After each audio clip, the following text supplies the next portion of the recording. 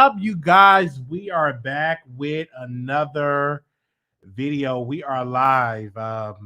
I'm so excited to be back with another video. It is actually Monday. I just want to definitely talk to y'all. Just talk to my people, talk to my audience, talk to the people that are not a fan of the Wiley Show, but they watch us.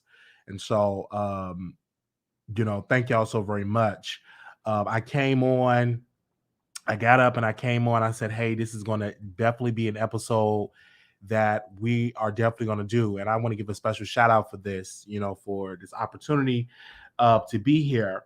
So I woke up today and I was getting emails and I was getting texts and people were saying, did you quit your job? Did you leave your job? And the answer to that is yes, I did. I left my job a couple of weeks ago.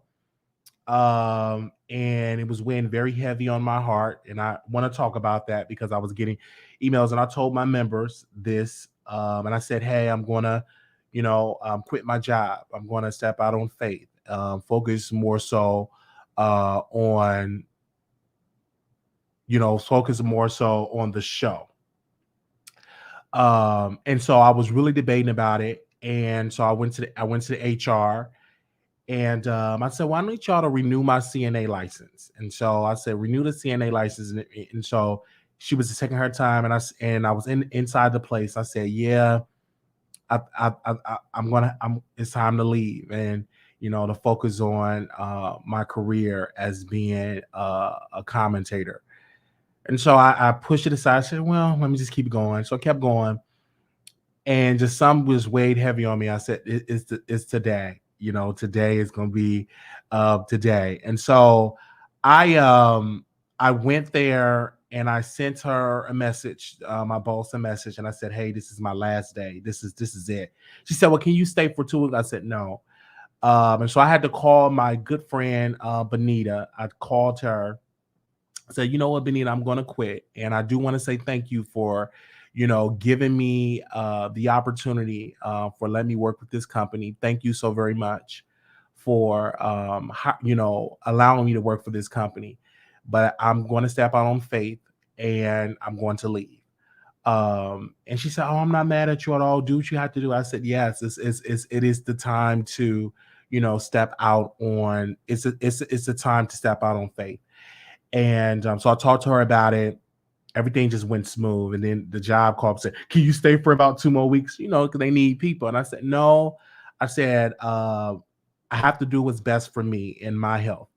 And the best thing is to focus on the show. And so I didn't I made sure my car was paid off. I made sure to have a savings. I didn't waste blowing my money up and wasting all of that. And I said, it is a time. And I said, failure is not an option. And I always have, a plan B because you have to have plan B and C and D. And I said, I always can fall back into, I can always fall back and work in healthcare if I need to, because I always have my CNA license renewed. I always renew it. So I said, if I need to go back, I will go back. But another thing that made me want to get out of the industry, because I saw a lot of stuff in the industry that I did not like. I've seen people I've seen people leave their loved ones in nursing homes. They don't come visit them. I've seen abuse. I've seen coworkers abusing patients. I've witnessed a lot, working, in healthcare. I've been in places where they're in rundown facilities. I could just write a whole book of my experience, and it's a system that is broken. And I've seen good coworkers literally just back broken, leg broken, like their spirit is broken, because it's literally a lot of work, working in that type of environment, and you're not making a lot of money. And so I was very smart. I said, getting a YouTube check, making nice money on YouTube. But I said, this is the best opportunity. I don't have a lot of bills. I don't have any children. So I said, this is the best time to step out on faith. And why stepping out on faith? Faith just doesn't mean just step out. You have to work. Faith without work is dead. So I put in the work. I said, this is the time. And so I was listening to Larry Reed, and I was on his Patreon. And sometimes I listen to the prayer calls, and most of the time I don't. I'm gonna be honest. I just pay my money, my $12 a month, and I rarely listen to the prayer call. But this particular episode, he did a couple of weeks back, and he was saying, December is the month of decisions. And I'm like, wow, because I was about on decisions. It's a month of decision. And so I said, this is a sign for me to make this decision. And like I said, failure is not an option. I'm talented. I have a gift. And I feel like this was the best opportunity to do it. And ever since I made that decision, I told my members and my Patreon people, doors have opened up for us. So I knew that it was the right opportunity to do it. And I said, okay, this is great. Doors have opened up. We have the trial. We interviewed the youngest mayor in the country. We actually have his phone number.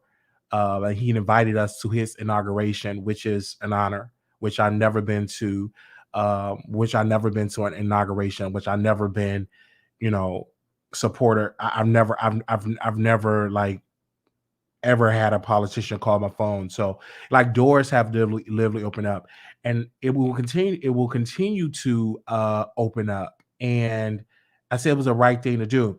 And we have been working extremely hard. I've when I got on YouTube, I did it, and I've always looked at it as it's a side gig. This is not a career that you can do this full time. I've never looked at YouTube like that. I looked at YouTube as a side gig, meaning it's just a little extra little money. But once I got 3 years in, and I started to see the check start to change, and it started to get bigger, I said, wow, this can be a career. I don't think this is just a side gig. And I was sitting there at home, and I said, wow, if I put 80 hours into the channel, like I put 80 hours or 40 hours a week, like I put into my job, I can really do something big. And so I just did it. I told my members, because they pay to hear stuff. I told them first, and said, I'm just going to do it. And so I was getting emails and texts and calls, and people was being nosy, and I didn't respond. I said, well, today I'm going to respond and let the people know, because I didn't want to wait to the new year, because I know a lot of people, they wait to the new year. And I said, I'm going to do it now. I'm going to be in my new year now in 2022. I'm going to already make the plans to continue to do it. And this is my passion. And in life, I've always hear people would say, well, you have to take risk. You have to be a risk taker. And that's right. You have to be, you have to be that type of person that said, let me be a risk taker. And I said, okay, let me take this risk. And failure is not an option. And if I always need to get back into the workforce, I get back into the workforce, because I've had a career that I can always have a job. Like that's something that I can always have a job. I'm still getting emails about jobs. You know what I'm saying? And I never was the type of person that, will just spend all of my money. I never was that type of person. Like I know how to put money away. I know how to be like, okay, make sure the rent is paid before I do anything. I make sure my home is taken care of first. That's how I didn't rush, to go to LA and just going to trying to compete with other people, because they got it. So I'm not at that season yet. So, but I said, okay, I'm not going to be in LA, but I'm definitely going to cover the trial just like I am in LA. So I covered, and we worked extremely hard. And you have to step out on faith. And when you do it, for me, I said, let me cut my expenses. We cut Blog Talk Radio down. We cut that off. I said, no need for me to do Blog Talk. I can use my phone. I cut down some subscriptions. I made sure my car was paid off, because that was a big expense. So that's completely paid off. And I said, I'm not going to go get another car, because I'm thinking about 6 months from now and a year from now if I can live comfortable. You know what I'm saying? So I make sure my bills and my expenses are paid. So, I'm stepping out on faith. And that's what I'm doing. And I thank God that I did it. Because, I can tell people, I want to make sure that people understand when you're in this business, you in life, you have to take risk. And for me, I was getting very sad going to work because I was doing something that I no longer had the passion to do anymore. Like I was in healthcare, that was my passion. I love taking care of people, but then it shifted. I said, I don't want to do this anymore. My passion is entertaining people. My passion is into, you know, doing talking about topics. That's where my passion lies. My passion is no longer in the healthcare field. Yeah, it's no longer like my passion, just not definitely not there. And so I've worked at some good, some good companies, worked at some bad companies. But I say it's the best, is what I have to do now. I have to do this, right? And I've always said is my motto is failure is not an option. Do the best that you can do. And that's exactly what we've been doing. I could have been left my job maybe a year ago, but I didn't do it. I said, no, I'm gonna just stick with it, stick with a regular job. YouTube is a side gig. And then it shift. I said, okay, I'm making a decent amount of money on YouTube, enough to take care of me, enough to put it into savings. Um, and I said, okay, it's time. Let's do it. So I did it. And I'm happy that I did it. I'm not worried that I did it. And I said I'm going to continue just to entertain and see where this goes and what opportunities and what doors are going to open up in 2023. And I told somebody, I said, I believe, and I know this, that 2023 is our year. It's going to be a great year for us. This was actually a great month. I was surprised that we had the month that we had this month. This month is almost over, but it was an awesome month. And we will continue to grow and continue to get into other opportunities. But I had to come and let you all know this because you all are here. Many of y'all have been here when we was in legal trouble. We was in legal trouble. And I saw something then that in my channel, we were able to pay off the library situation. We was able to, because we had to pay them back $20-some thousand, and I had to pay my lawyer almost $10,000. So so all together was almost about 30 grand that I had to pay, and I didn't have $30,000, but I had a show. I didn't have that liquid cash in my account. Okay, let me write this $30,000. Didn't have it, but I had a show. And I had a regular job, and so checks were starting to flowing in cash apps they were flowing in. Didn't say a word. Didn't it was just coming in. Didn't really ask the people to do a GoFundMe. I didn't need to do it because I was just giving good content, and people were giving, and so I was surely but surely paying off the debt. And then one day I get a phone call, and he said, "Mr. Wiley, it's paid off. You completely paid off the library." And then the pandemic hit, and then it was a great opportunity because you no longer had to go and do volunteer work. You can pay the hours to get the hours because of the pandemic.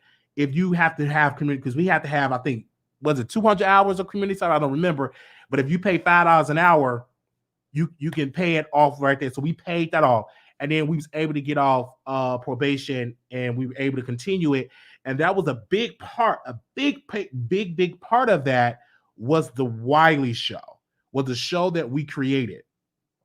And I do want to give somebody a shout out, even though thank you, Lee, for the super chat, and thank you, Wings, for the super chat. I want to give a shout out to Jonathan, whom I love. A good friend of mine. He's sitting in the Dallas County Jail. He's sitting in the Dallas County Jail.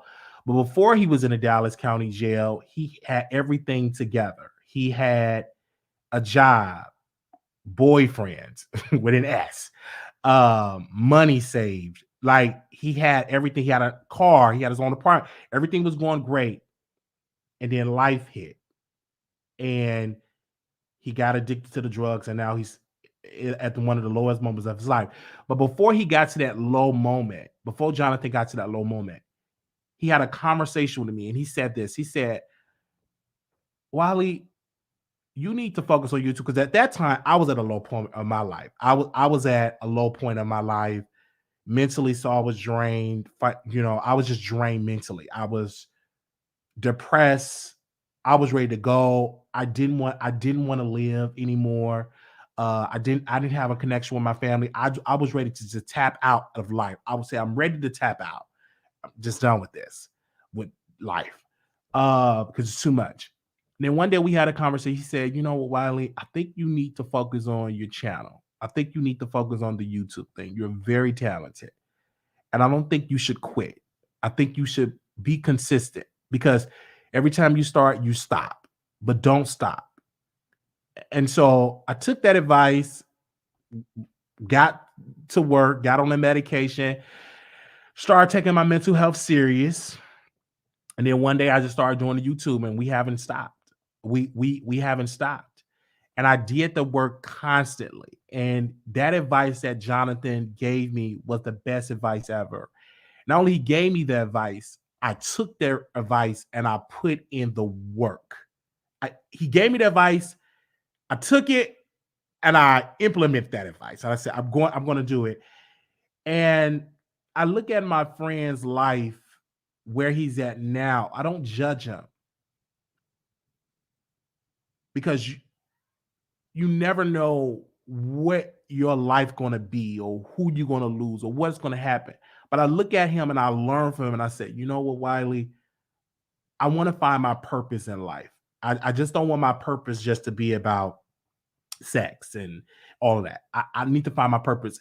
And I found my purpose. A lot of people in life, they live and they don't know why they're on this earth. They don't know their purpose. They don't believe in themselves. They just don't know their purpose. And I thank God that I know my purpose. I know that I'm funny. I know that I'm entertaining. And when I went to Atlanta, we went to Monique comedy show, and I met up with a couple of people, and I was meeting supporters of the Wiley Show. And a lady was like, Wiley. And I'm like, yes, that never happened to me until I started to grow on the show. That's when I knew that the show was taking off. Like, I have an audience, because everywhere I go, when I'm out of town, when I'm at a concert, somebody going to recognize me and say, hey, Wiley, how you doing? And so that, to me, that's when I knew that what I'm doing is no longer just on the internet. This is in the real life. Because sometimes when you do YouTube and you ain't outside like that, you just think, oh, just on the internet, don't nobody really know me, blah, blah, blah. That was my thought process, until I started going to the airport and I started having conversations with people. And this is all this year, and how people say they love my show. You're entertaining. You're like, wow, so this is just not, the internet stuff. And this is before, the 100,000. Because a lot of people would say, oh, you should have 100,000 subscribers. They use that, but sometimes you forget about and being grateful about where you at today. And I thank God where I'm at today, because the love that we see at this moment, my gosh, when it gets to the 100,000, 200,000 million, it's going to be even greater. But the love that we receive now, and that was because of the work that we put in. That was because of the work we put in. We put in the work. We worked really hard to get where we at. It's not easy sitting in this seat, especially when you are a type of person like me. I'm critical. I talk about people. So I get that energy back. So you got to be really strong to do this type of job. And a lot of people couldn't do it. A lot of people, they tried it and they said, Wiley, I can't do that. I can't take that. A lot of people can't. And I can take it. And so I appreciate that. Even my critics, I love my critics, because one thing about a critic, though they're gonna be shady, some of that stuff they're gonna tell us the truth. Like, one of the big criticisms, they would say, oh, he's been doing it for 10 years and he only had blah, blah, blah. Now the numbers are increasing, the impact, the influence is increasing. So that to me, that just make me work harder. Like, okay, I'm gonna show you. I'm going to show you. And for people that are coming up, because it will be new YouTubers that are going to be coming up in 2023 and 2024. It's going to be new people. I want to be able to say, wow, Wiley did it, so I can do it. I'm going to get into this business. And everybody is not a person with two straight eyes. So if you have people with an eye that's cocked, and it is what it is. So being that person to represent that person is amazing. Like, to be able to represent that, and to represent for the people with disabilities, to do that with having bipolar, having all these whatever, and to do a show that is just showing, like, to people, like, oh my gosh, this is great, and great entertainment. And so it's awesome, and it's really, really great. And I love the fact that I can come on this channel and talk my ish, and you all are here to hear what I have to say. Because I always remember when we first started, back in 2010, even earlier than that. But when I would have my camera and I would be at these house parties and I would just interview people, and people would say, "Oh, he's boring." They talk about me so trash. Then I would get Blog Talk Radio. Me and a person, Kevin, I would say his name, Kevin. He was like my co-host at the time. He quit on me, and then people would just trash me. Oh, he's boring. Storm Monroe. I'm not Storm. I'm sorry, Sonny Monroe. He would do a radio show, and he would get all the girls, all the gays into his radio show. They would listen to his radio show, Sonny Monroe, and they would say, "Ain't nobody listen to Wiley. He's boring." And so I would get discouraged. I would listen to that and I say, "Oh, this ain't for me. Ain't nobody like me." So I quit. So I would quit doing the media, and then I would come back and quit. And then just one day I just started to be consistent. And my best advice to people that are coming up, that consistency, that's not a cliche, that is real. Because you will never know where you're going to be if you give up. You have to be consistent, no matter where you at, being consistent. Because when I started doing it consistently, it was at 1 viewer, 5 viewers, 10 viewers, 15 viewers, 16 viewers. It was very discouraging. I'm like, what in the world is going on? Is it me? You would question yourself. And I said, okay, but keep going. And then one day I just woke up and hundreds of people, thousands, millions of views. Like, and it didn't happen overnight. My success, what I have now, did not happen overnight. It didn't. So when people say, "Oh, no, it didn't happen overnight." We didn't have a cosign. No one co-signed us. No one put me on their platforms and interviewed us. And they just, like, we didn't have that. Everything that we had, we just did put the work in. Like, no cosign. It was no, like, nobody co-signing me into the business. Everything that I've learned from even a thumbnail, I've had to pay somebody to teach me. Like, nobody, no, you know what I'm saying? So it's really that type of success. And I appreciate that. Even when I take a break, I'm shocked because I get texts and calls. Like, even when it was Christmas, and let me show you something. It was Christmas on yesterday, right? On the 25th, it was Christmas. My phone just blowing up. Merry Christmas, Wiley. Merry Christmas. Merry Christmas. Like, wow. Like, really? This is so great. I've had people that really love what we do and love us. And they text, and I'm like, what is going on? When we take breaks, I get calls, I get emails. When something that you don't agree about, emails. That never happened to the Wiley Show. I've never did a show coming up and I get messages about what you didn't like or what you like. Never. I never had to deal with that. I just talk my mess. It'll be the 10 people that's watching, and I go my happy way. But now when I say something, you get a reaction. You get a comment. You get a paragraph. You get an email. You get messages about all this. You get people that say, "You're this. You don't believe in yourself," and you get that reaction. That never happened to me. I'm like, what? Like, people actually watching what I have to say, and I sit here and I talk my mess, and then I go and I read the comments, and I'm like, wow, look at these comments of these people saying all this stuff about Wiley. Look at these comments. What they said this about me, and wow, I love that. I love that engagement in conversation. So I appreciate that. You know what I'm saying? Even when you don't agree, you know what I'm saying? I love that. I love being in a hostile environment where you just extremely upset. You leaving me 15 paragraphs about what you don't like about me, but you're gonna be back the next day. I've done my job because though you think you don't like me, you do like me because you're not gonna watch somebody you do not like. You know what I'm saying? You're not gonna watch somebody and you watch them their entire show. Because I can tell people that watch the entire show because you leave comments. The more you talk, that means you watch. So you're not gonna watch somebody either, you know, and if you don't, then I have to change that because people do watch people they don't like. Personally, but they watch. So whether you, because we're not friends, you watch because you don't like me, you leave your comments, and that's great. But because it is people, a lot of people say, well, what you want to watch people that that's the difference. On YouTube, no, people will watch people that they don't like, that they will trash in comments. But they watch. So you are a viewer. You know what I'm saying? So you watch, you are a viewer and stuff like that. You may not subscribe, but you watch. You know what I'm saying? So that's what I like. I like that. People that say, "Oh, I don't like Wiley," but you sit and watch and you leave comments and you spend time out of your day. And I like every comment. I like comments that's trashing me. I like comments that's uplifting me. Every comment get a like because I look at my theory is you watch the show and you come on the show and you watch. So I will like your comment. Even when you disagree with me, I would like your comment. We have a couple of viewers that all they do is just send me hate mail. I'm like, thank bro for watching. Thank you, sister. All they send is hate mail. and I send a message back. Thank you. Merry Christmas. Thank you.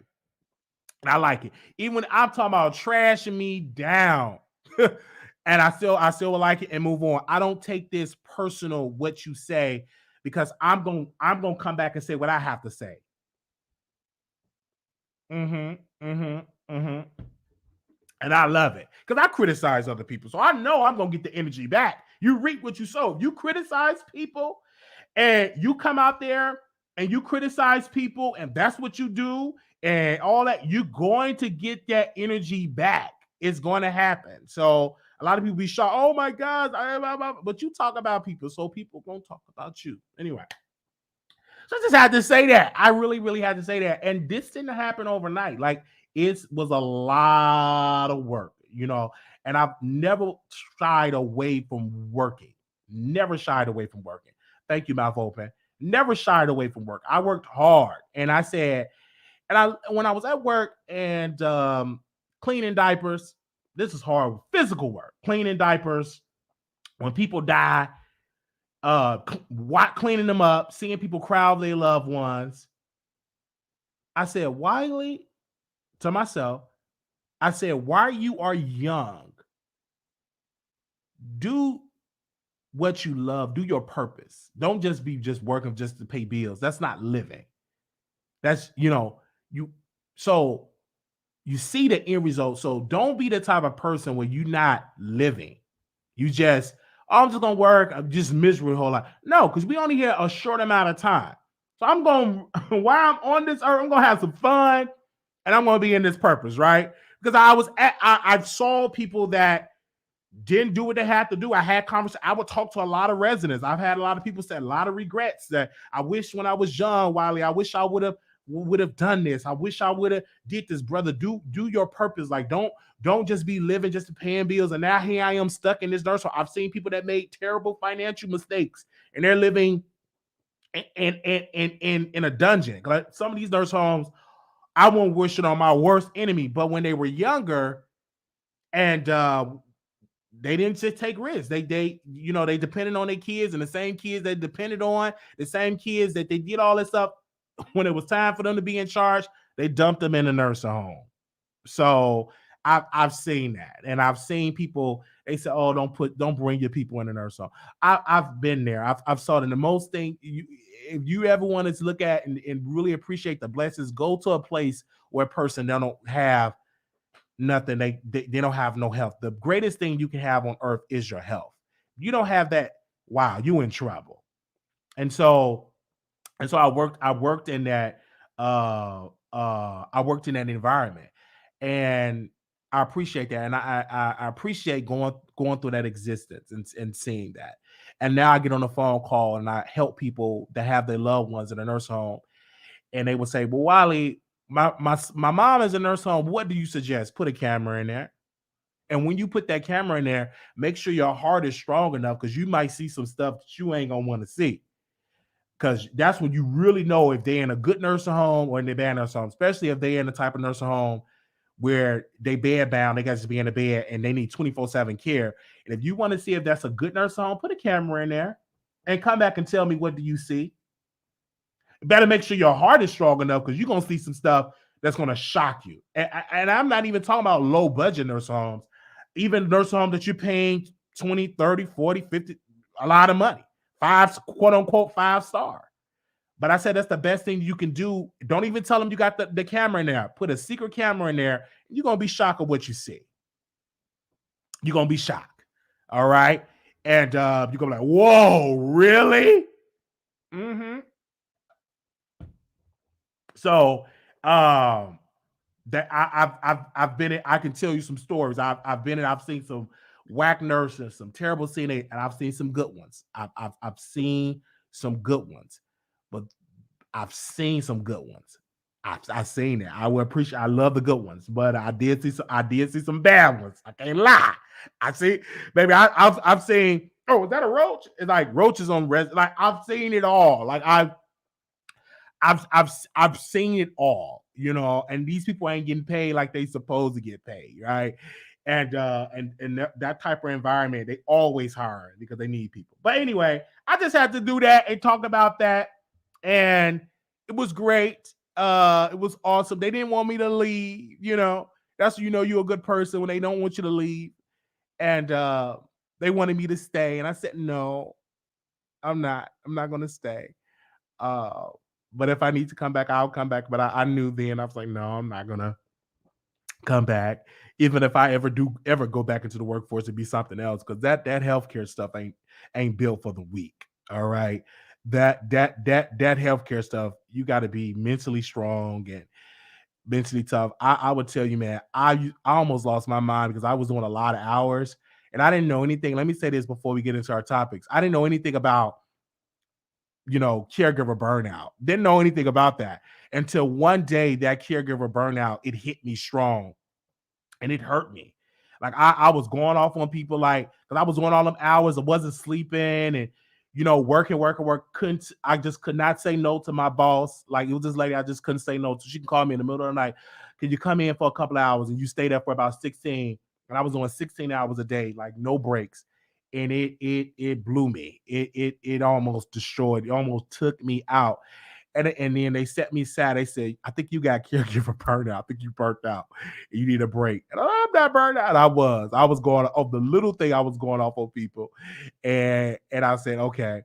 And it's a lot of people that, working for another company. And these companies, let me tell y'all, these companies they don't care nothing about you. Like, if they want to fire you, they're going to fire you. So you have to think about, you have to think about yourself. And then when you in the business, you have to work hard in the business. Like, doing the YouTube, doing the lady, this ain't easy. I thought it's not easy. Like, you sitting down, you covering stories, you got to research stories every day. And it's hard. Like, oh my gosh, you got to get up, cover stories again. Uh you rarely have it's hard to have a personal life. You have to make time for your personal life. But if you really want to do this, you have to make some major sacrifices. All right. So thank y'all so very much for getting into that. But let's get into these topics. Let's get into these topics, y'all. So while I'm just at home minding my own business, I had the pleasure of watching Best Man, the final chapter. I'm not gonna go into details about everything about the Best Man, the final chapter.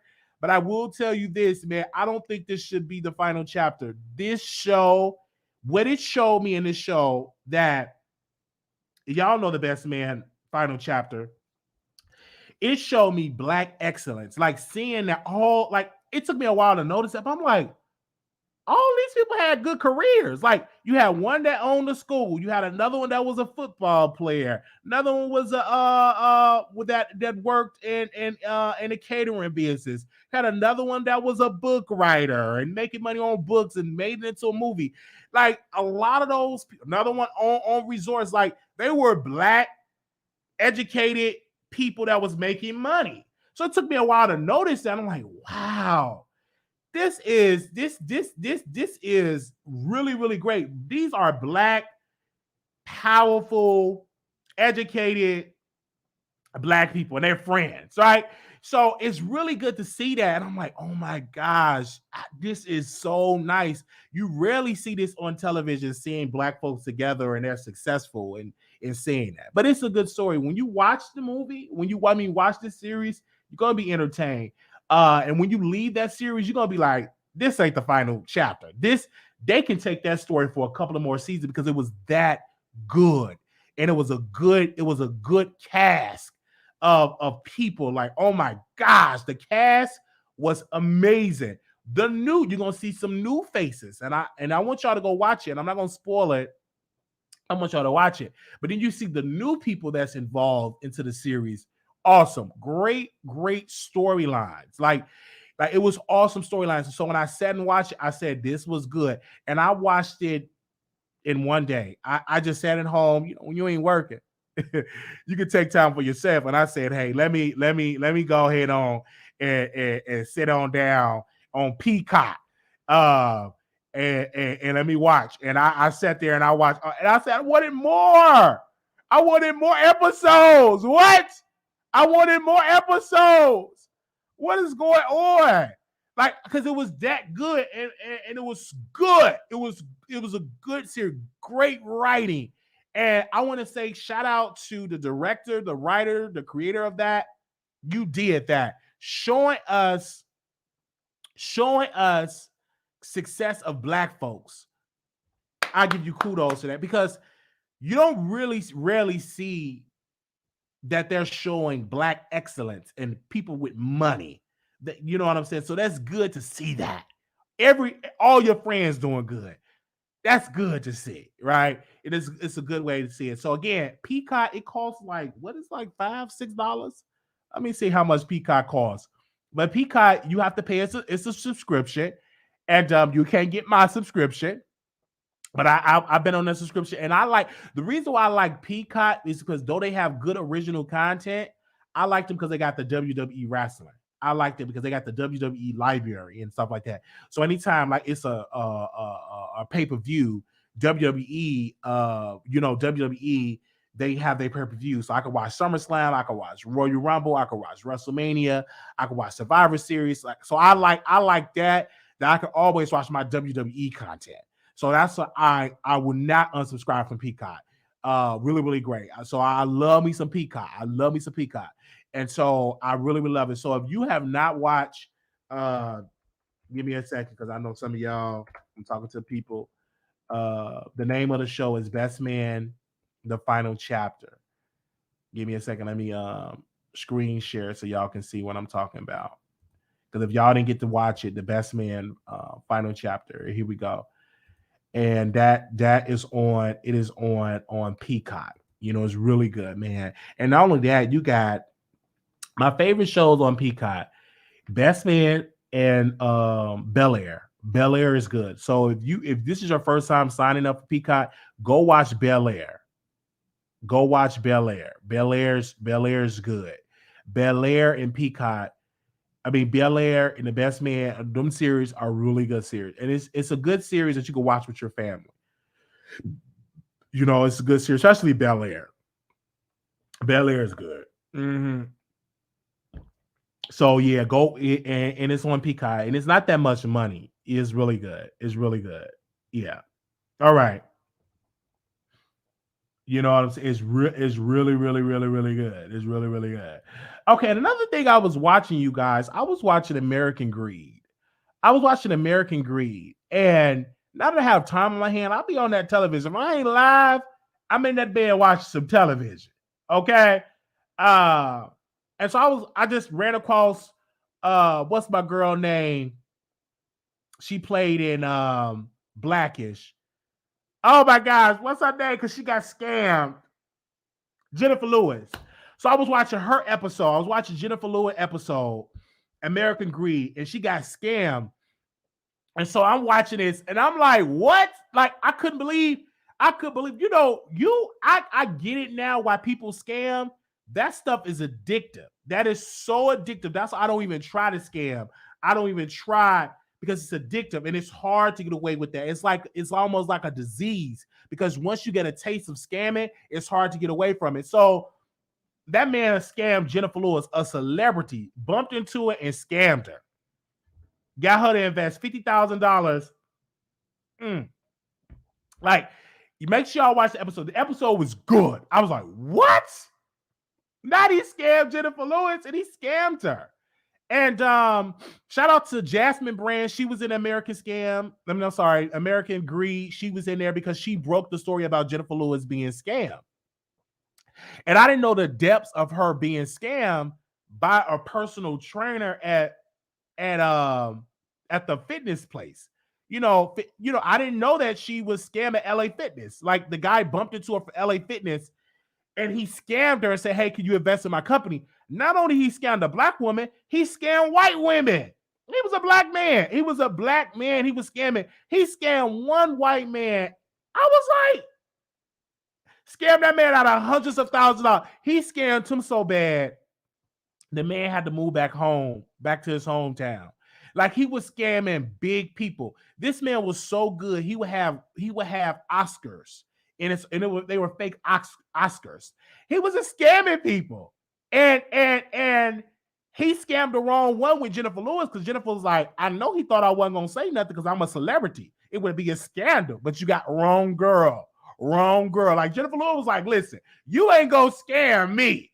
You know what I'm saying? You scare me, but I'm gonna get you back. And so that woman hired private investigators, everything. She got him back because he scammed the wrong one, and she wasn't having it. And he got arrested. He's in prison right now. But it's just wow, that man was able to have all these different personalities and the way he was able to scam, and he was able to use his children, use them in the scam, like. To all have kids, and he uses kids to draw at the heartstrings of Jennifer. But it was good. So make sure y'all go watch this. I was watching that. And so another show I was watching, you guys, because I'm always watching my shows. I'm always watching my shows. Give me a second here. Where are we at right now? I was watching Blueface and Chrisean. I got to critique. This show is not all that. You know what I'm saying? Because they don't really have that much to do. They're not really working like that. So follow them around. And I was getting so tired. Like this episode, I was getting so tired of seeing Chrisean cry. Like, oh, I don't understand. You just want some pussy. You ain't gambling. You want pussy. You gonna like she was just cry. I'm like, girl. I felt bad. I don't feel bad for her because I'm like, leave. Like you keep and just crying and crying and crying. And so, Blueface, he's in Vegas, right? And here she got to meet up with her lawyer, and all she did was crying in this episode. And I said, I don't feel sorry for leave. Like you got money and all this stuff, like you need to leave. You let a man destroy you like that and destroy your character and destroy you like that's on you. I don't feel sorry for you. You ain't my sister. So I'm saying this, and so she was like, he was in Vegas, and doing what he doing, and the way how you can manipulate that woman, and it's sad, you know what I'm saying. But I like Blueface, you know what I'm saying. I like him. He's entertaining. So I was watching it.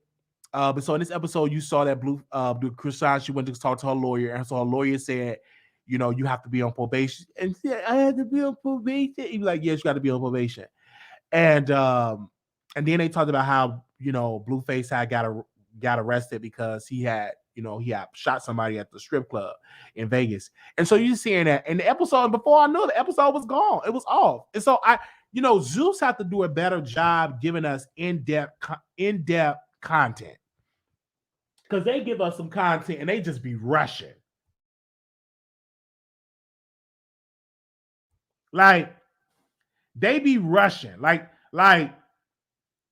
They be rushing like because they rushed these episodes. They got to give like godly. I was in there watching, and before you know it, the episode was over. It wasn't even that much to talk about because she went out of when went to speak to her lawyer. He went somewhere. He went to Vegas. It could have been on YouTube. Like they needed a little bit. I'm gonna keep my subscription. You know what I'm saying? And because I like some of the shows. But this Blueface and Chrisean, like they could have put that on YouTube. That could have been on YouTube. You know what I'm saying? It's 40-minute episodes. They could have been on YouTube. But I watched it and I was like, okay. But again, Chrisean, I get why he cheating on you. All you do is cry. Get up on you just got some pussy. Do me like this. Why would you playing? You're lying. You're lying. Like, child. Every day I wake up, this woman is crying. Like, you go and cheat. Like, come on. You know you got you a player. You know you ain't got nobody faithful. So stop trying to make him that. He ain't gonna be that. What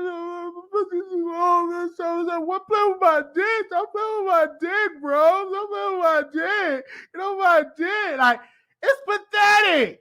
I'm watching because I'm entertained. But you can't change this, man. And then she did something. And Blueface, I agree with you. When she posted the sex tape. That's making more women want him.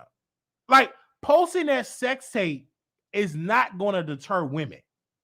If I had a female and she go out and do interviews and she posts our sex tape, and I'm just giving her real great, more women will come in my DM. It is what it is. That's how I tell women, I said, be careful talking about your man, how good he is to your friends, because they're going to try it. Be very careful. Do not do that because somebody's going to try it. And so when you did that, you just make more women want him. Like, come on now. Why do that? That make more women want him. Like, you tell her how good it is, more women going to try it. And it's going to be your closest friend. It's hard for me to get away, especially if the friend look good. It's hard. Temptation. And so I'm just seeing this, and I'm like, I'm watching this. Her tooth is out of her mouth. It's sad. It's really sad.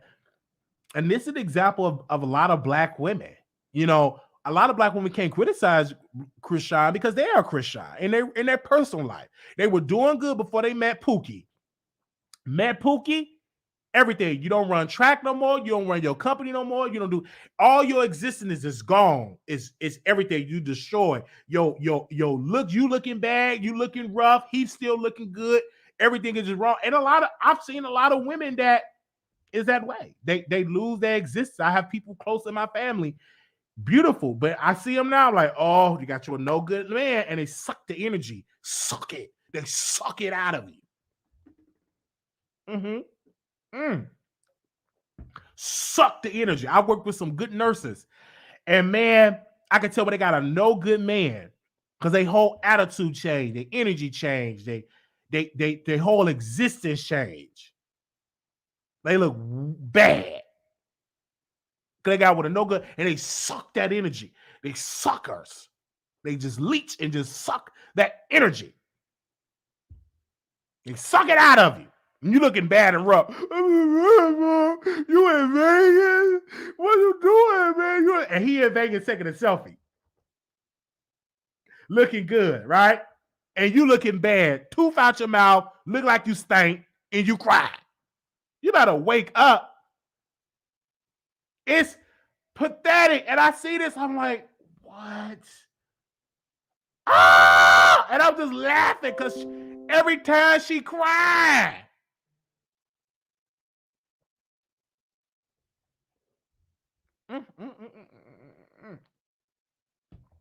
And so it is what it is. He just sucked that in, suck it out of her. And I saw a picture. It was a picture of her running track in a picture now. It's a totally different. The before picture looked like she had life, looked like she had goals, looked like she had ambition. Ambition, the aberration, ambition. Soon she got with Blueface, he sucked all that out of her. She getting bigger. She having all type of abortions. And when you have abortions, it's sucking out energy. People don't know this. Oh, we're talking about it today. When you go and have an abortion, what do? They suck something out of you. All that sucking it out of your soul, your spirit, it's just draining you. You're looking bad and sad. And then you on the interview, yeah, man, I had 3 abortions. Just sucking it out of you.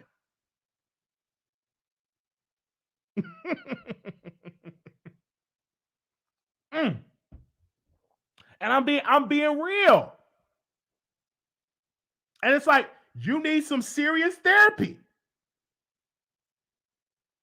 You need some serious therapy. That man destroyed your life, your existence. And it's a lot of women. They get with men and they forget about their goals and what they need to do in life. And they get sad. Their attitude change. It's so sad. But it's funny to me because I'm entertained. Now, does that make something bad with me? I'm entertained by this? Yes. I'm a little cuckoo. I like a little crazy stuff. And I'm just watching this train wreck. Entertained by eating popcorn. Entertained. I'm entertained. I'm entertained by this. Because I'm not the only one that's entertained by it. A lot of folks watching that show like, what? This is so... What? Did he just do that? And then he just... knowing he ain't no good, and he's just sucking that energy out of her, and she just bad.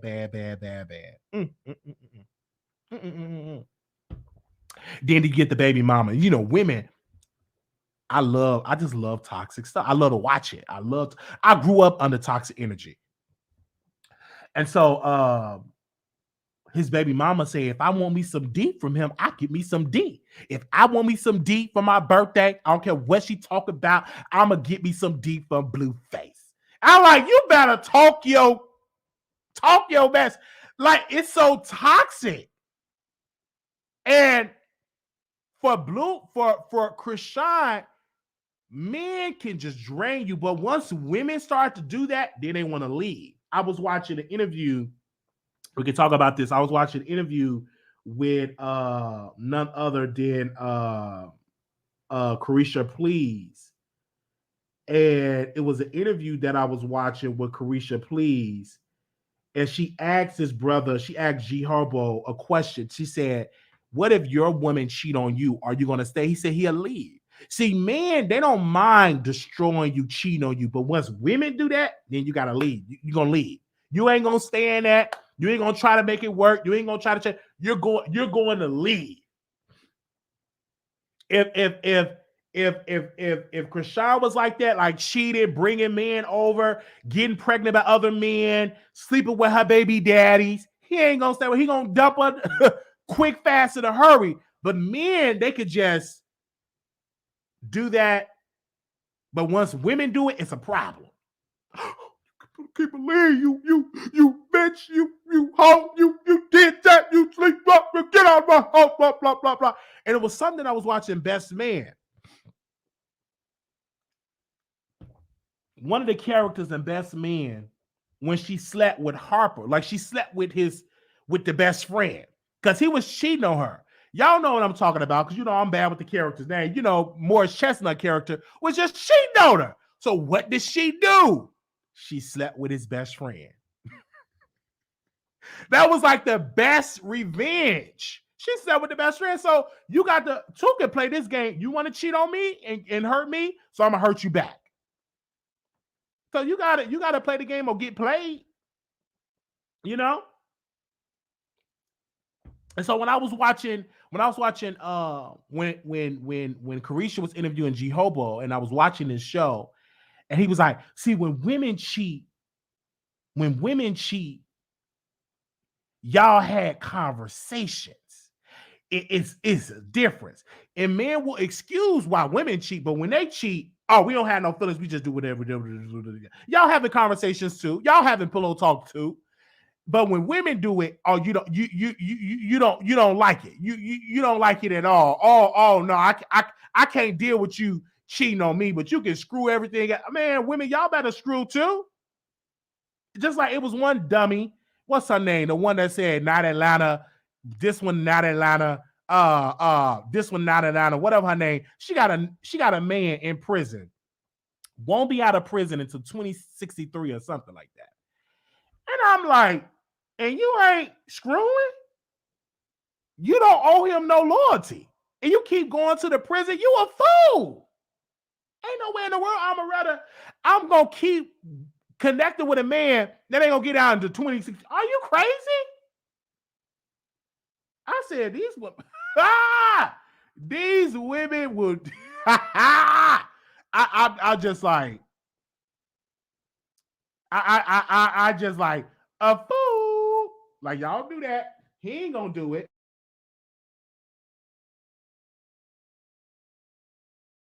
Ain't nowhere in the world. You get out in 2063 and I'm still showing him. No, you better dump him and move on with your life.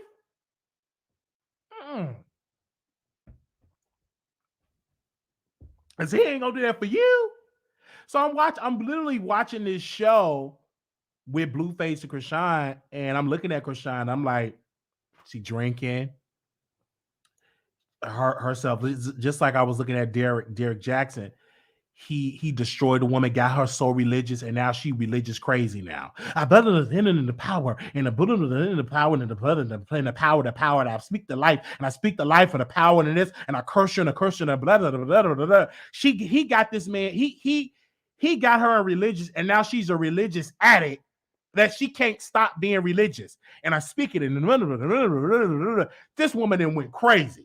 Now that man dumped her, got him another woman, and now and I speak it in the life, and I speak it in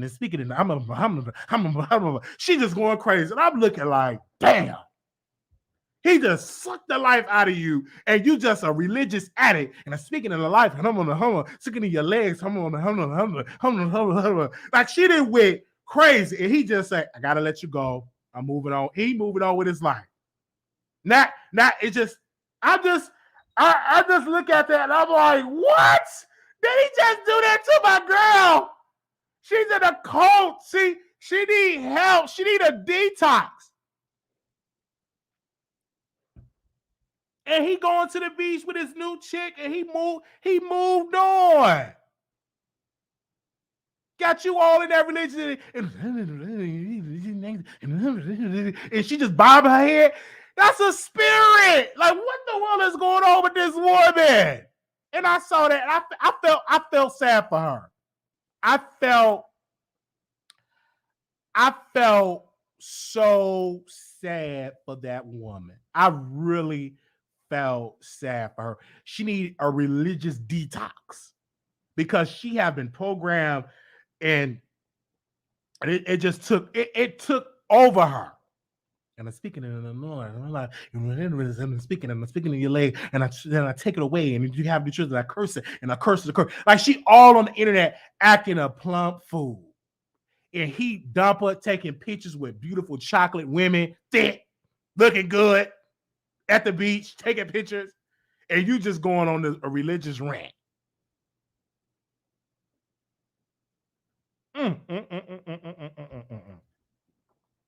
And I feel sad for her. Wow.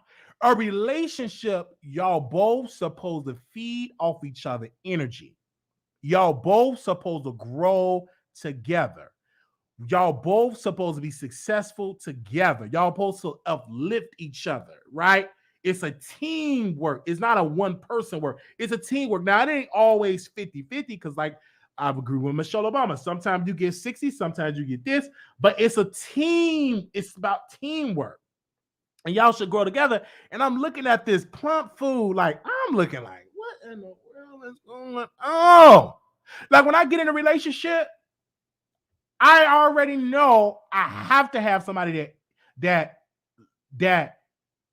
want to invest in what I'm doing, that want to take this to the next level, that will not suck my energy, because I have to give y'all good energy on the show. So I can't have a female that's sucking my energy where I got to come on here all sad. Hey, y'all, what's up? We live again on the channel. Make sure y'all like. We're going to be talking about some other stuff today. And I'm crying, I'm sad, arguing. When she come in the room, we arguing. I can't be focused on the content. She burnt my chicken. We cussing. We are my whole attitude. And then people going to be like, Wiley, you changed. Like, this relationship is sucking your energy. We argue, can't go live, cussing her out, going to jail, breaking stuff. She broke my computer. I can't have a relationship like that, because I work hard for what I had. And then I bring you in my life and you're destroying everything that I work for. It's ridiculous. No. So I have to have somebody in here that understand what I'm doing, investing in what I'm doing, and helping me what I'm doing, and we helping each other grow. You in your business, you got your degrees. You said what I'm doing over here, and we helping each other. We feeding off each other energy. It shouldn't be you coming to the house. I told you not to be on the internet. All you do is go live and blah, blah, blah. And we cussing each other. I'm calling her so many B's, MFers, and trashing her. She trashing me. She throw water on me. She busts my tires and my windows and can't go live because it's ridiculous. It is ridiculous. And people gonna be like, oh, you changed. You gonna see the change.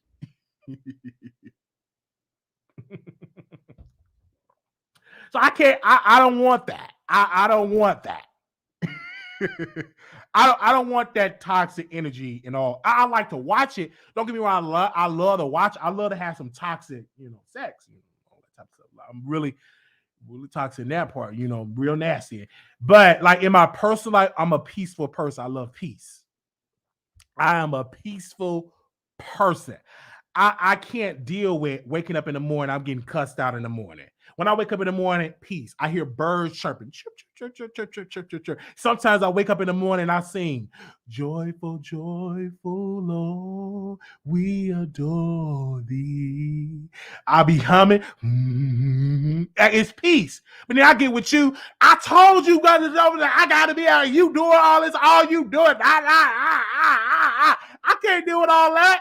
You gonna have to get pow. Like I just can't. I can't. I'd rather be single, peaceful. You can't. I wake up and I hear birds chirping. I'm like, what's going on today? And I look at my phone. I hear my gospel music, and I'm peaceful. I can't deal with that. Wake up, you cussing me out. No, can't go live. Who you fucking? I know you fucking them on you. Who I know who is it? Who are you fucking? I know you so well. I can't deal with that. So I have to be very careful on who I pick to be my mate. Right? I have to be careful because I don't want that toxic. Now we gonna argue relationship with no relationship is perfect, but I don't want it to be extremely toxic where I don't even want to do what I want to do anymore because I'm in a relationship now. No. Mm-mm, mm-mm, mm-mm, mm-mm, mm-mm, mm-mm, mm-mm.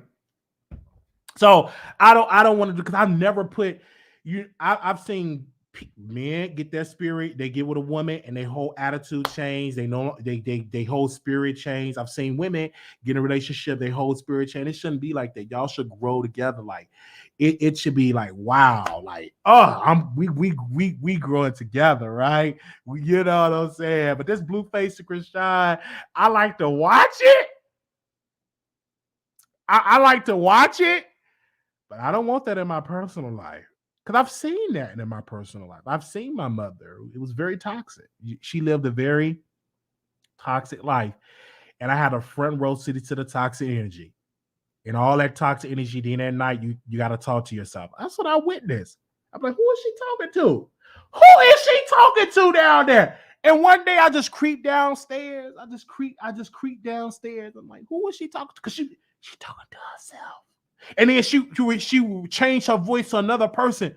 It used to scare me. And I used to sit there and I would watch my mom. She would cry. She would talk to herself. And I would see all it because she had bad men. I just would just sit there and I just watch her just talk to herself. I'm like, oh, let's talk to brother. Yeah, I'm just saying, girl, she was having a whole full-fledged conversation by herself. Ain't nobody down there talking to her. Like she would change her voice. I'm like, is this a song? It would be her. She would change her voices. And I just used to sit there and I used to just watch. I used to just sit like Celie in The Color Purple. And I used to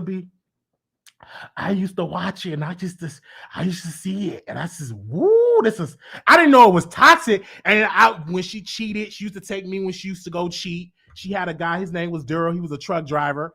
And she would cheat, and I would be in the truck with him. Like she had a new dude, he would cheat. So my stepdad, he would go looking for my mom. She was with another man, and we had a front row seat to this drama. And he was like, "Where you at? You cheat on me, and I know you know what he had." Blah, blah, blah. It was some good. We thought it was entertaining. Like first of all, we getting woke up in the middle of the night. We had to find her because she getting her some D. All right, and we see this stuff, and it was like what? What is going on? And then he would cheat and he would sit us down talking about how he cheated.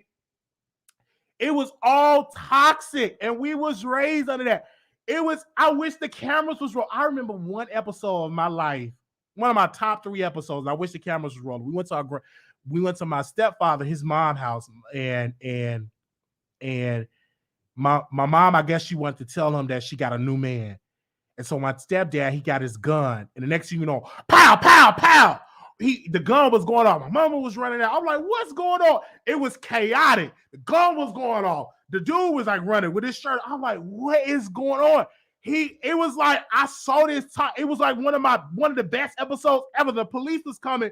Everybody was in there. I was ducking for cover. Like bullets was flying. I'm like, is this is, and it was ignorant. I didn't know. I said, this is so much fun. I was crying. I said, this is fun. Do it again. I was like, Daddy, do it again. Bullets flying, glasses flying. It was chaotic. It was like one of my top episodes of my childhood. I saw the bullets flying. He was over it. And I don't know what made my mom, she I'm like, why would you tell? I'm gonna have to ask her. I don't know if she remember. Why would you let him know that you was cheating and all that? And then the bullets was flying. So I was crying and laughing. I said, this was fun. I was like, do it again. I could have lost my life, but this is the ghetto. That's one of my top episodes. Like I will never forget that episode, like clear as day. And I'm like, what is going on? Because she cheated, but he cheated too, and they cheated on each other. And we as kids, we witnessed the cheating. Because I was brought with her when she cheated on she and he had a good family, like whatever family he was at.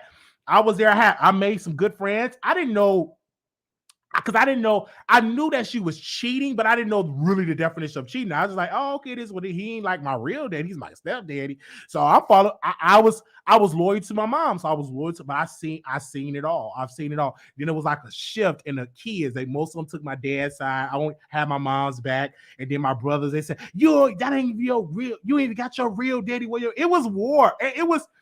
It was war, and we saw this as a kid. It was like it was really war. And so, and that's what I witnessed, man. That was like one of my top episodes I would never forget in my childhood. But I've looked at my mom and I looked at my stepdad, and I said, I don't want to live because I just don't want to be alone. Like I want to be with somebody that I don't have to cheat. I want to live my life. I want to be with somebody that's grateful. And I saw that, and we witnessed all of that. And did it affect my family? Oh yeah, it did. Oh baby, did it affect my family? Oh yes. Oh, it affected us. Oh, it affected us hard. Because I see my brothers and I see with their kids, and I see the dysfunction. I get a front row seat because they saw the dysfunction. They didn't know how to do it. I was a little bit more smart with my dysfunction that I didn't want to keep having kids. Like I didn't want to have kids because I've known for. I said, wow, I just don't want to bring my kids in this dysfunction. Like I just don't want to bring my kids in this. And I was so glad I didn't make that decision because when you dysfunctional, you got kids, that makes the problem worse. You know what I mean? That makes it worse. That makes it worse. And I was like, let me work on me before I get kids and stuff like that, because kids shouldn't have to witness seeing bullets flying and you arguing and you cussing somebody out, you real fights, police.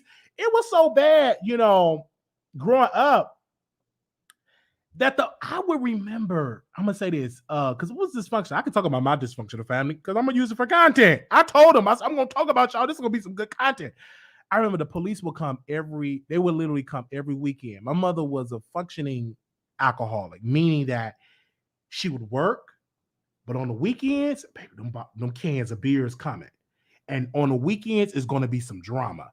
And every weekend, whether she's burning up, my mom was the type of drunk, when she get mad, she going to destroy shit. And I'm like, what the hell? She would destroy that. She would break TVs. She would break plates. And then she would blame us. Well, who broke my... I said, Mama, you broke it. I said, what the world is going on here? So I witnessed that. And she got better now because she got older. But I witnessed that. And I'm like, she destroyed everything. She's just destroying stuff, burning. I remember she burned. It's so funny. I remember she burned my dad, best friend at the time, clothes, burned it, and I didn't know they had they was involved sexually. I didn't know that, but they would get drunk, and she just she literally lit it on fire, lit his page on fire, and I'm like, what is going on? And it was like, I would see that and I would witness that. I'm like, it was on fire. And so I witnessed a lot of dysfunction. I'm like, she just lit that on fire. Lit it on fire. What the world is going on? We would get woke up. Stuff was on fire. I thought somebody was barbecuing. I really thought so. I was like, somebody barbecue? I want me a hot link. His stuff on fire. He crying. Stuff on fire. And I've learned a good lesson in my life. And I told my stepdad this because we grown men now, we can talk. But I said, one of the major mistakes you could have made is bringing another man in your house. I never would suggest that, because he brought his friend in house and it just destroyed. Their relationship was already destroyed, because now I'm mature enough to know it was already destroyed before he came in the house. But that was like the nail in the coffin. His friend took his woman. And to this day, my dad still have that regret and he still have that stuff. But I saw it. I saw it all. And I was like, this is some toxic-ish.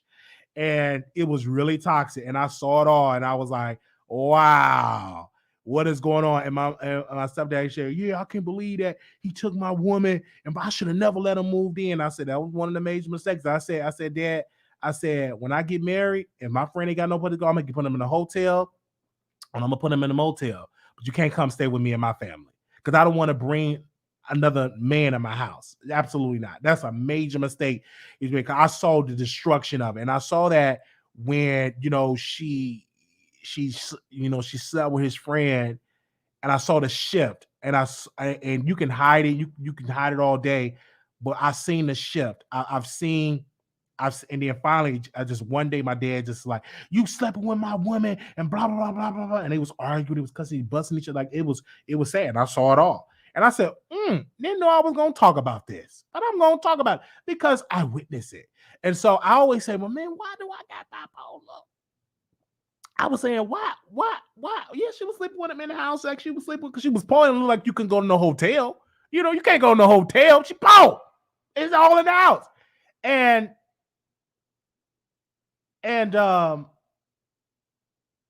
I saw this. And my mom, she it was always about who can get each other back. Like they was doing that, and it was evil. And we saw this, and I was like, wow. And I said, we seen this. It was in front of us.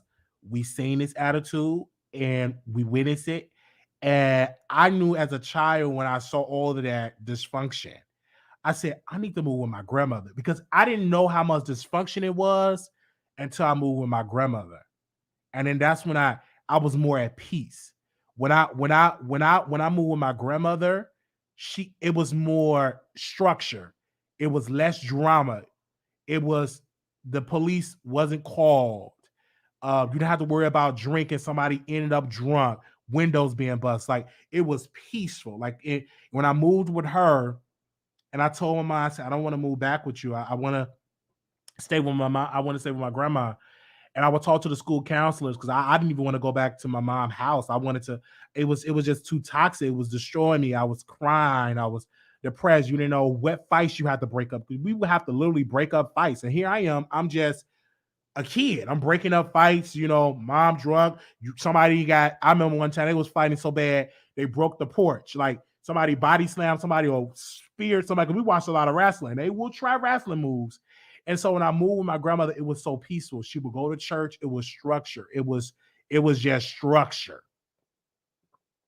But soon when my mom and them had to move in with us, it just police started to come. And then my grandma's house wasn't that peaceful place anymore. They had nowhere to go. And I knew then, baby, they coming with destruction.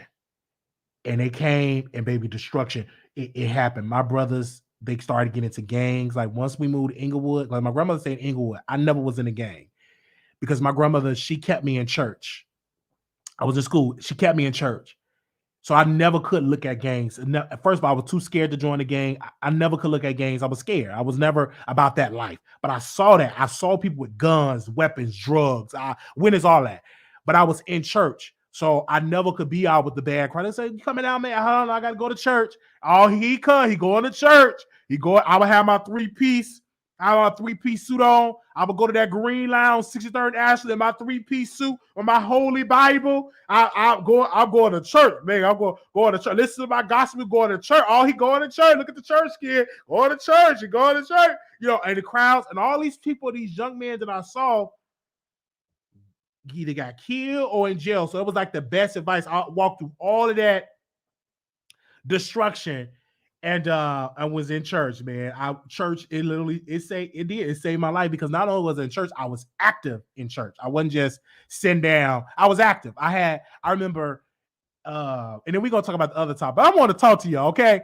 Because I want to get this off my chest. So my uncle, Bishop Melvin Cartwright, he called me. I was 13 or 14 years old. And the church was small. Everybody pretty much left my uncle. Like the men left, like everybody, a lot of church members left. So my uncle didn't have any like deacons. He didn't have no men in the church. So my uncle called me and I had to put the church money away. You got to trust somebody. I would lock up the church money. I will raise the offering and I will put the church money away, like the offering money away. Because my uncle, he was a working pastor, meaning he had to work. So he wasn't them type of pastors that had to live on the congregation. No, he worked as a janitor at Cook County. So he would say, let me speak to Marquise. My grandma would say, Marquise. I'm like, because she called me Marquis. And I'm like, yes, pass on the phone. I'm like, how you doing, Bishop? I locked the money up. And so he started to give me a key to the church. So I was like 13, 14, 15 years old, very active in the church, like locking up the church door, opening up the church door, conducting the service. I was very, very active, right? Collecting the offering, locking up the money. Because my uncle, he needed me because he had nobody. And so me and my uncle, we started to get close. We started to get really, really close. I looked at him as a father. I never even called like my uncle an uncle. It was always pastor. It was bishop, pastor. It was never uncle. How you doing, uncle? I sounded weird saying this. I never said it. I always say pastor. And so, we was very close. I was active in the church. I was cutting the church grass. I was leading the choir, conducting the services. I was on the pastor aid board. I was in it, so I learned about the business of the church, and then that shifted. Everything was going good until one day I was a teenager, and one day he was preaching against homosexuality, and that's like shifted our relationship. That shifted our relationship because I couldn't hold it. I couldn't keep that secret because it was eating me alive. So I told him and then it shifted. But I would tell my uncle that one thing I love about him, he taught me how to be a man, paying bills, being a family man, working, giving your woman a life so she don't have to work. So you put the work in. Like, I've learned those values from my Uncle Melvin. I did from Bishop Melvin Carr. I did learn that from him. I've learned. I can still remember the conversations that we had, and I learned that from my uncle. Did it switch? Did it change? Yes, it did change. And I will never forget the change that had happened. And because during that time I was getting older, and I knew that I liked the men. So I'm like, what I'm gonna do? I'm like my grandmother's house. I'm like, let me move out. And so I moved with Jonathan. Shout out to Jonathan. He's in jail. Oh, get him free, Jonathan. He's in jail. But I met Jonathan, and I met this man. Let me tell you how I met this man. I met Jonathan on Facebook. I don't think it was Jack. Either was it Jack? No, it was Facebook. Met him on Facebook. We connect. We never had sex. And I only known him for a week, like a couple of days. And so my grandmother was like, I'm not moving out of my house, because I thought she was moving. She said she's not going to move. And she had this apartment, and she said, I'm not going to renew the lease. And I'm like, man. And I didn't want to go back to my grandmother's house because I knew it was rules there, and I couldn't be who I wanted to be. I had to hide who I wanted to be. So John was like, oh, you can move in with me. I'm like, really? And years later, he said, man, I was just joking, but I couldn't believe, like, you showed up with your bag. I showed up with them garbage bags, and I stayed, and the rest is history. And I've been knowing Jonathan 15, it had to be when I was 18, 19 years old. Ever since I was like 18, 19 years old, I met Jonathan because I wasn't even 21 yet. So I met Jonathan at 18, 19, because I graduated from high school. Around that time, after I graduated from high school, that's when Jonathan came in my life. And what I've learned from him, the gay lifestyle, how to put on a condom, how to, he taught me the lifestyle, because it was a shift. And I looked at his life. I'm like, oh my gosh.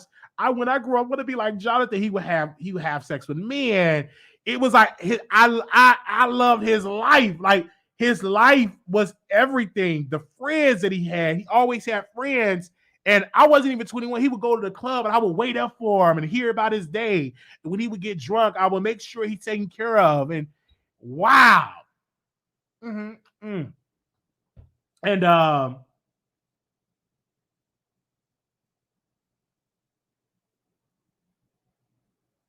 he's on a couple of years older than me. He's like 35. I'm 32. And so then he shifted, and then he told me, "Hey man, move to Texas." And I said, "I ain't moving no Texas. I'm moving back to my grandmother," because I was going through it.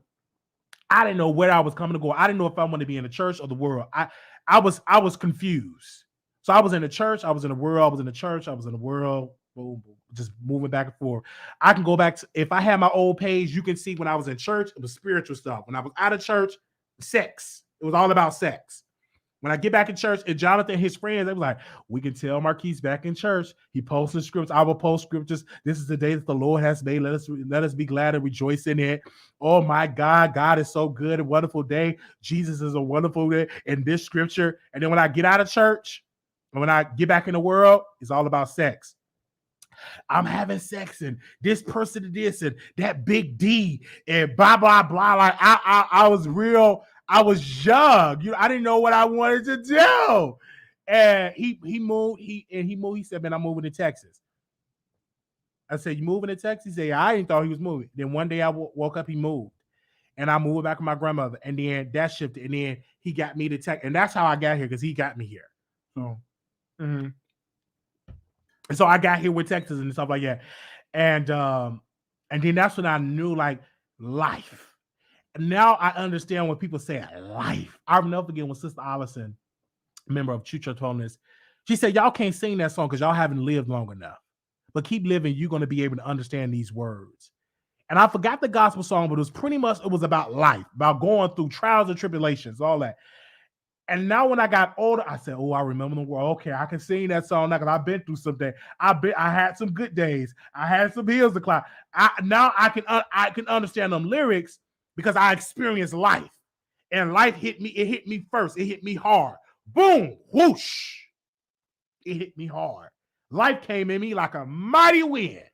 Mental illness, financially, mental, like life just, it was just hitting me hard. Life just came at me really hard. Everything I thought was going good, and then life just what? Life. And then it hit Jonathan. I was shocked because I looked up to that man. Love that man still to this day. And I saw life hit him hard. And that was the first person in my life that I was close to got into a drug addiction, got addicted to the drugs. Because at first it was good. He was doing good. He said, Marquise, I said, yes. I'm about to move. No, he would never call me Marquise. He would call me Wiley. He said, Wiley? I said, yes, I'm about to move. I'm moving downtown Dallas. So, okay, I'm staying here. You have a good one. His sister died. And I didn't know the effects of it because I was living my life. I couldn't focus on him. I saw some changes in him now that I look back, but I couldn't be there for one of my regrets. I couldn't be there for him like he was there for me. And so he moved. And so we didn't see each other. And in years, a couple of years passed. And then one day he showed up at our doorstep. And I saw him looking dirty. I saw his attitude change. Sad. This ain't Jonathan. Like he will always talk. We will always laugh and talk. This was a different Jonathan. And he told me, I'm on drugs, but I'm not addicted. Okay. Well, okay. You're on drugs, you're not addicted. And then I knew that was a lie because I kept being around him. He kept coming over, dirty, hearing voices. I would try to get him in the hospital. He would jump out of the car. He was hallucinating. And I saw that and I said, wow, my friend is not the same friend. And I remember I dropped him off and I cried. I said, my friend, if God, don't deliver, if he don't get delivered, if he don't change this, he ain't gonna make it. And I just cried. And I cried. And then he left his Facebook page open. And I was able to go through his Facebook page. And I was calling his family. I heard a message that he said with his sister. His sister, the one that passed on. And how he would leave her messages. He would cry. He was hurt. It destroyed him. Like, I didn't know how much it hurt him once his sister, because his sister was murdered. His sister boyfriend killed her. And I didn't know how much that destroyed him. It destroyed him. And he chose the drugs. And he tried to hide it. Oh man, did he try to hide it? And then I went in investigation, and people just started telling me, yeah, Wiley, he was doing the drugs. I would tell him to stop. He never told me until he just hit rock bottom. And once he moved the house, it got worse. And it destroyed him. It really did. So I knew our relationship shifted. I knew that I couldn't save him. I can't bail you out. I can't save you because you're gonna have to do this journey. I can be there for an assistant, but I worked hard for what I've got. Apartment, a place, stability. And I cannot bring you and you destroy everything that I work for because it's somebody somebody is helping him. A good blessing for him. But he's on drugs too. But he's a functioning crack addict. And he's helping Jonathan. And Jonathan just destroying him. Like he would bail him out. He'd go back to jail. And now he's back in jail. And I told him, I said, listen, stop bailing him out. You're going to have to let it, and it's hurtful. You're going to have to let him hit rock bottom. You keep bailing him out. He ain't gonna change until he hits rock bottom, until he make that shift. But the more you keep bailing him out, it ain't gonna happen. You just pretty much wasted. You just wasting your money. And I called him, and this before he went to jail, maybe about a week ago, I called him, and no, I texted him, and he said, Wiley, I'm moving back to Chicago, and I said to myself, you can move to Alabama. If you have a habit, a drug habit, baby, you can move to California. Guess what coming for you? That habit. So if you don't tackle the habit, baby, you can move to Augusta, Georgia. That drug habit gonna be right there with you. So moving your location, you can move it all day, but until you tackle the elephant, which is the drug habit, which is the drugs, it's gonna follow you wherever you go. And I have to pull it back because I couldn't allow him to come in my space and just destroy everything that I worked so hard for. Because crackheads don't mind destroying shit. And I remember we was at home. I had a roommate, and he allowed John to come over. I told him stop allowing him to come over. He steals. He this. Don't allow him to come over. But he still would let Jonathan come over, and he would go to work. And then I got out of my room, and my laptop was gone. Man stole my laptop, and I had to call the cops. He brought my laptop back, and I said I'm over it. Got me a place by myself. I moved out. I said I'm not even gonna tell you my location. You can't even come visit me until you get rid of that habit. Because I said I can't allow you, and I said, Jonathan, I can't allow you. I'm just now getting on my feet, and I refuse to allow you to destroy what I worked hard for. I work hard for this stuff. And I said, I gotta have my distance. I cannot have you come in my life and just destroy everything that I worked hard for. I worked hard to get everything that I got. You come and steal it. Crackheads don't matter. So I said, I gotta go. And so I moved, and everybody in that apartment had moved. Because he was getting worse. He would just show up any time of the night. He was steal. I remember one time my roommate had a boyfriend, and he stole the man clothes. The man wanted to fight. I get involved. I said, man, don't fight him. He's on drugs. He didn't care. And I said, Theo, we got to stop letting him come over. He's destroying us. He's not the same Jonathan. We got to have some distance. So he let him came over, and he just stole that man's stuff. That man was angry. We had to replace the stuff that he stole. And I said, I can't keep living like this. I can't keep living like this. And then the roommate that I had, he would get in relationships, and they were toxic relationships, and he would cheat on his man. So he had this one relationship, and I'm doing my show. I'm everything. I'm in my room, in my world, building my show. So one day, Theo come in the room. He said, man, don't open the door for such and such because I'm dumping him. So Theo brought his friends over. People don't mind coming to see some gossip. So the person came over, and he come in the door, and then Theo locked the door. The man picked up a brick, and he bust the window. You ain't gonna cheat on me like this. Blah, blah, blah. Blood everywhere. The man is bleeding. You ain't gonna be giving me no virus. You ain't gonna be doing. I mean, now mind you, we living in a nice apartment with white folks, and all of this drama. I come out of the room. I'm like, what the world is coming? And his friends, I'm like, why y'all here? Oh, he brought us over. Like, this is messy. I said, Theo, I can't live like this. This don't make no sense. This is a mess. I mean, bust the window, he bleeding. The police have to come. It was embarrassing. Polar, buttercup, glass all in his cage. The man bust the window. He was mad because Theo would cheat on him. And I said, wow.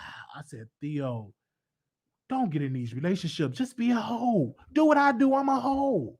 But I refuse to try to get a relationship because I'm a hoe. Got all these white folks. I was embarrassed. My gosh, what's going on? All my little white neighbors they all outside taking pictures. He bloody. You ain't gonna get me no virus. You ain't gonna get me no virus to do all that and cheat on me. I put all this work in. I gave you my heart, and you gonna cheat on me like this? Buttercup, glass, all in buttercup cage.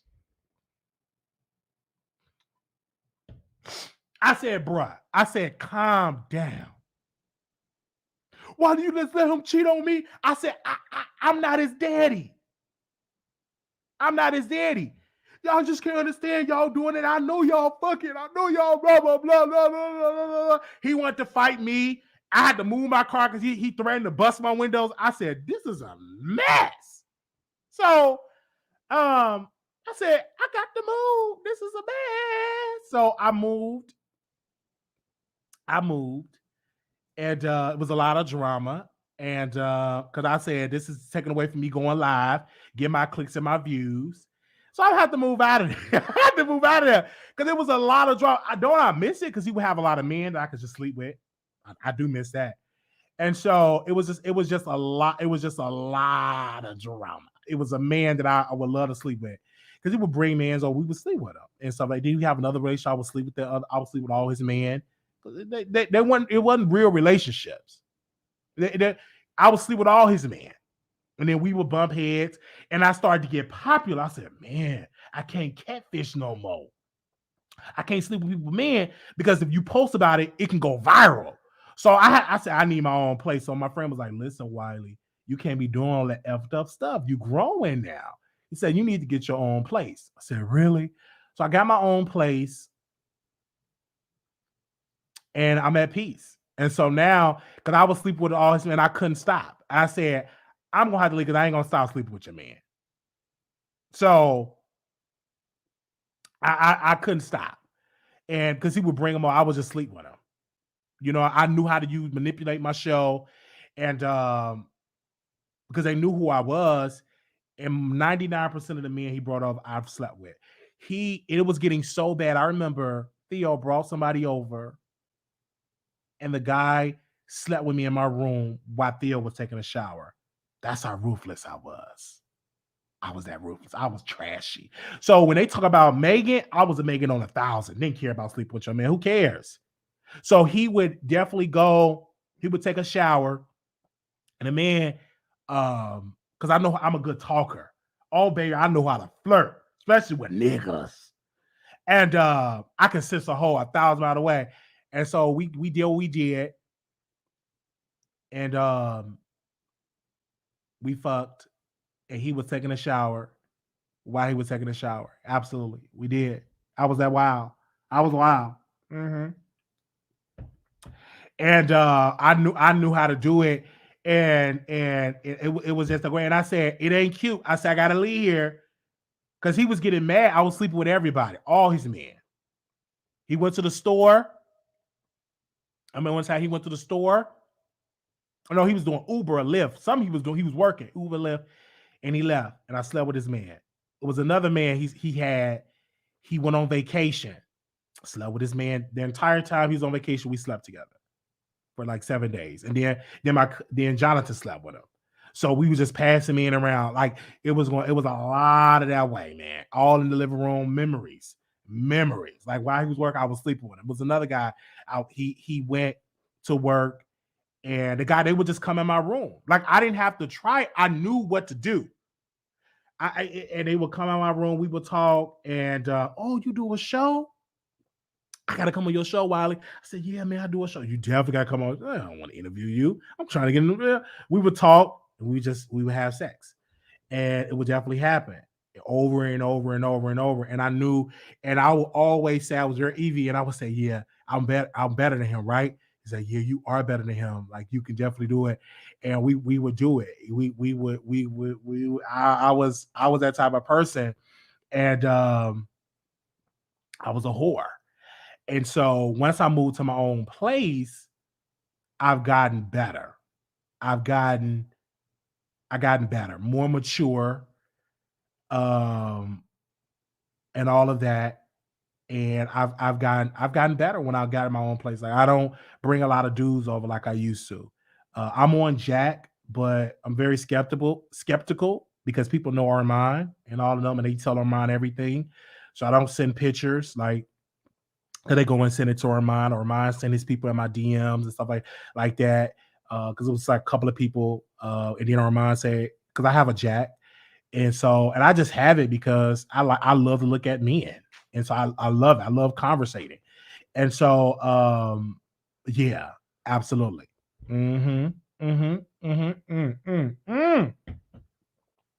So yes, man. So I moved out of there and was at peace. It was at peace. Because when when I was there, I was having a lot of sex. It was it was it was an addiction because it was there, and he had some guys, some good looking guys, and I was a good talker, man. Oh baby, I know how to talk.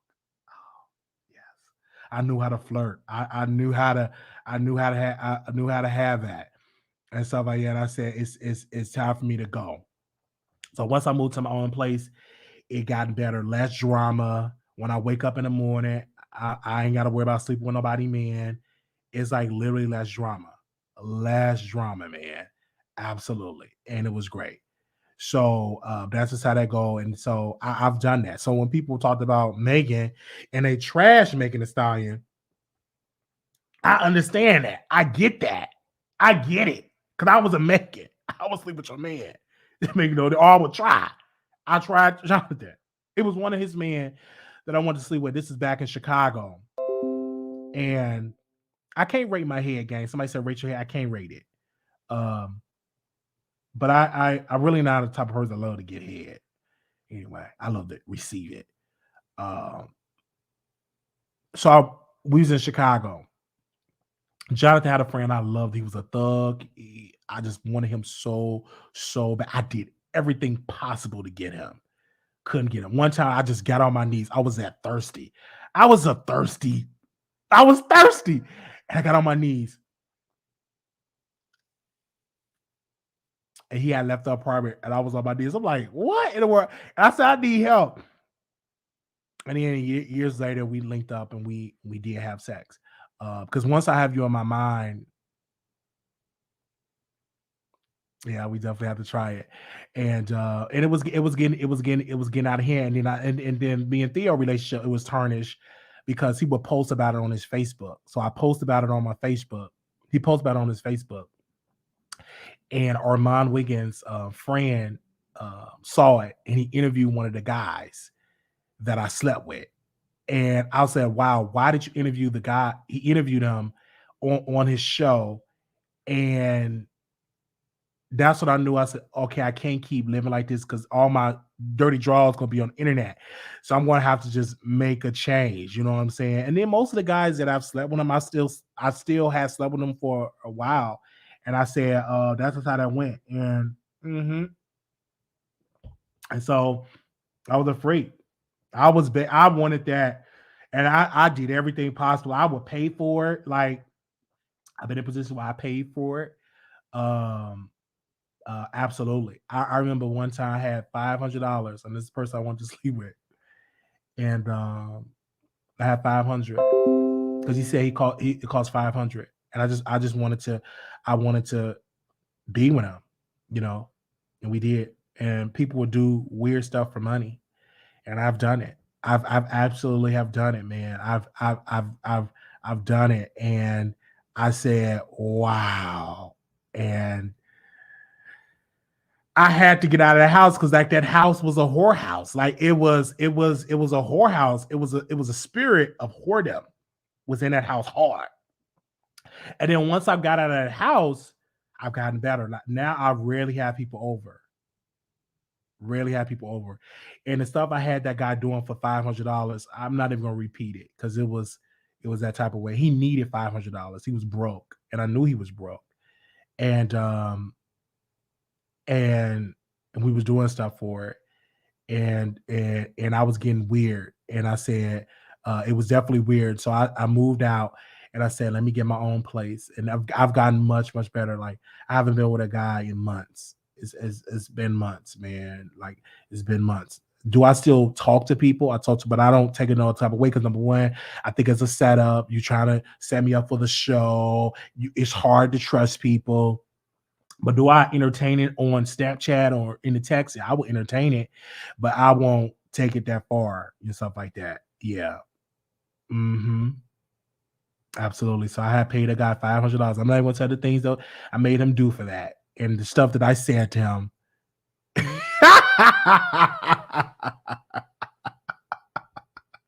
Oh man. Mm. Like, when was the last time I did something? It had to be like 9 months. And that's a lot you dealing with men. Like 9 months is like 9 years. Have to be like about 9 months. 9 months. Mm-hmm. About 9 months. About 9 months. Mm-hmm. All right. So now, like, once I have gained weight, like my confidence have left. And then my confidence have left. So I don't really deal with a lot of guys because I gained weight. So I'm ashamed because of my weight gain. I'm ashamed because I got titties. So I'm celibate. But I still entertain myself by watching videos and all that. I still entertain myself. But thank y'all so very much. Now we're gonna get to our last topic here. But I still entertain myself. Absolutely. Absolutely. I get on the OnlyFans or the Twitter. My Twitter is nasty. I didn't know how nasty my Twitter was until somebody actually went to my phone and all the tweets, it was just nasty. Like my Twitter is real nasty. My it's just really, really nasty. Okay, so no, I'm not gonna be a bottom. That ain't gonna happen. Unless that in order for me to be a bottom, I'm not gonna throw that out the window. In order for me to be a bottom, you have to be a top that is a dominant top where you be patient with me and I will receive that. But I haven't been in that type of mindset in years. Absolutely. Yeah. It's been years. Mm-hmm. Mm-hmm. All right. So, that's how to be. And now I'm back in the gym. And that's another place. And I've been kind of like not want to go into the gym because I've done some nasty things in the gym. Especially at okay, I'm not gonna name the gym, especially at one of the gyms, because in Texas, let me say this and I'm gonna move on. Especially in Texas, they have a gym that they have these private dressing rooms. They have these private dressing rooms. And the things I did in them dressing rooms with black men, white men, and I wasn't even focused on working out. Cause it's like every other time I was in the gym, I'm doing something in the private room. Every time. Every time. It was like every other day. And so now I'm in the gym. Now I just go in there. I don't even go in the shower I don't even go in the shower in the sauna because it's too much temptation. I go there, work out, I take a shower at home. My workout buddy, he was like, you gonna hit the shower? And I said, no, thank you, bro. I gotta go home, gotta go live. I gotta go live. I don't even do that. I work out and I go home, take a shower at home. I don't go in that, I don't go in there because I know me. I'm gonna be conversating, I'm gonna be looking, I'm gonna be doing stuff, and absolutely. I just work out. And if I see somebody trying to eye contact, I keep my focus. I work out, keep my eyes closed, listen to my music, and focus is all that type of stuff. But the old Wiley, oh baby, most of the time I spent was in a locker room. In a locker room. Oh my gosh. Married man. Most of them were married. Most of them were married. Most of the men that I've got about were married men. And like I attract married men. I don't know if it's something in me that I'm just a side chick, but most of them were married. So most of them were married men. No, I did it. I would love married men. Like, it's like when you had on the ring, that's like an instant turn on. I don't know why. But it's just a turn on if you're married or in a relationship, especially if you're married. That's like a turn on for me. I love that. It's a turn on. I just love married men. You know what I'm saying? And I still have, and I still have that wondering. That's I don't get it wrong with it. I have to flee that temptation. And yeah, most of them are married men. Most are married. I love a challenge. It's just something when it comes to men and a challenge. I do everything possible. I study them, go on their social media. I studied. It was one guy that I really liked, and I studied his social media. And he liked it. Nicki Minaj. She was just coming out, and so I would study everything about Nicki. I would study her mixtape. I would study her songs.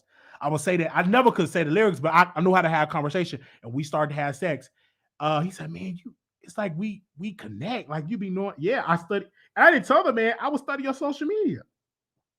Study your status. I would spend hours on social media, looking on the Twitter, Snapchat, Facebook, Instagram. I'm just studying, pretending like we got stuff in common. Stuff that he say, like, yeah, I love me some Diana Ross, like whatever the conversation. He was like, well, like we connect. I was studying. I studied you. That's how I, stuff like that. Yeah. Yeah, I'm just like men that women study celebrity. It's another guy. I'm not gonna say his name, but I want him bad. So I'm working on my body, and I think about him, and I have a war room. Like it's a part of my room. I can't show y'all because it's private, and I'm not gonna tell his name. But he owned a company, and I want him, and I'm studying him. I already spent 6 months and studying. Already we getting closer and closer and closer. And when I was like, and he go through some on social media, I was like, yes, you going through that? How you doing? Are you doing that? I'm here for you if you ever need to talk. And once I'm here, he's like, you always be reaching out to me. You do this more than friend. I'm like, no problem. I'm just here. Whatever you need. Blah blah blah. You know what I'm saying? It is what it is. Oh, you wrote a book, and I bought his book, and I would read his book. I would go into some chapter. I was like, man, in chapter 3, page 45. I'll show that story. I'll just be in there just working in the war room, checking. Like, okay. And that, oh, you in Dallas and all that. And that's what kind of restaurants he like. I'm just so, and it's not it's not stalking. We having a conversation. So and so, yeah, we just be right there. When he go live on his Instagram, I'm right there. Oh, man, let me stop. I'm terrible. I study them hard. I study women. I study women. I study people. I will study you. Okay. And so it was this one guy. I was just studying him, and I want him bad. I picked up my phone. I kissed my phone. I said, he's going to be mine. He don't know it yet. That's going to happen. I'm not going to say his name. But then he reached out to me. He said, I'm coming to your show. I was like, okay. And I kissed that phone. Okay. All right. And I'm already buying artwork, getting his body right. Always never going to have. Anyway, I'm out of my own business. And I'm just in the gym. And I'm supposed to be in the gym for your health. I'm just in there to increase my sex. Now, you're supposed to be in the gym. Let me say this really quickly. You're supposed to be in the gym for your health, but I'm in the gym for I can get more sex. That's what I'm in the gym for. Getting this body right. I want to have sex, thirst traps. Y'all naming names. No, it ain't none of them names y'all naming. There are not no content creator. All right. Absolutely not. No. Y'all ain't naming the names right. Okay. And so, so I'm just in the gym. And they be like, why are you in the gym for? I'm in the gym when this body's so right that I can pull anybody in the world. And the trainer said, what you just say? I said, yes. I said, I want to be able to pull people. And I have a show. And I want to be able to pull people because you have power once you have a body and you get attractive in the body and all that. It comes with power with that. Mm-hmm. So I mind my own business. All right. So that was that. Okay, let's get into this last topic, y'all. Okay. That's what I go to the gym for. So I can start making thirst traps and games. And some women, it's some type of women that I want. And it's one woman, she's a content creator. And that's what I'm doing. I just want to be able to say I had that. I want that. not gonna say no names, but it's a content creator, and she's definitely on the list. Absolutely,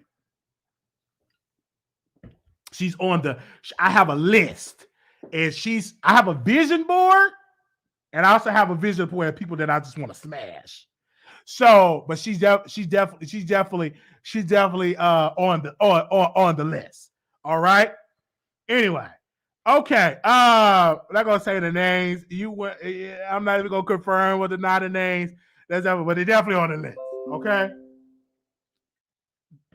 I'm not gonna say the name because y'all ain't gonna be done but DM these people, and they're gonna be dragging me on social media.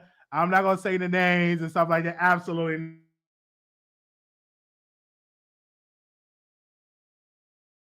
Okay. Anyway, no, Armon is out. No, this. Armon is a friend. Like, I'm sorry, he's a brother. That's my brother. Let's get into Armon Wiggins, right? But he's not on the list. I think everybody keep bringing his name up. I've never ever looked at Armon like that. He was never my type. Like Armon is too small. He's never my. I like masculine, muscular type dudes, like or extra feminine. But Armon was never my type, and he's just a brother. And I never looked at. We never flirted. He never was my type. Never ever never flirted. He just because I'm a fan of Armon. I study him well. I watch his every move. I'm just there watching because I love that man. I'm a fan. I know that man. And so somebody said Von Ray. Why y'all saying these people names? Anyway, but no, I don't like Armon like that. But anyway, speaking about Armon Wiggins, I want to say congratulations to Armon Wiggins and Milagro Grams. They reached 100,000 views on their video. Right? I watched it. I criticized it, but I watched it and I was entertained. I criticized it, entertained by it, whatever. We did a whole video about it. And so I was minding my own business.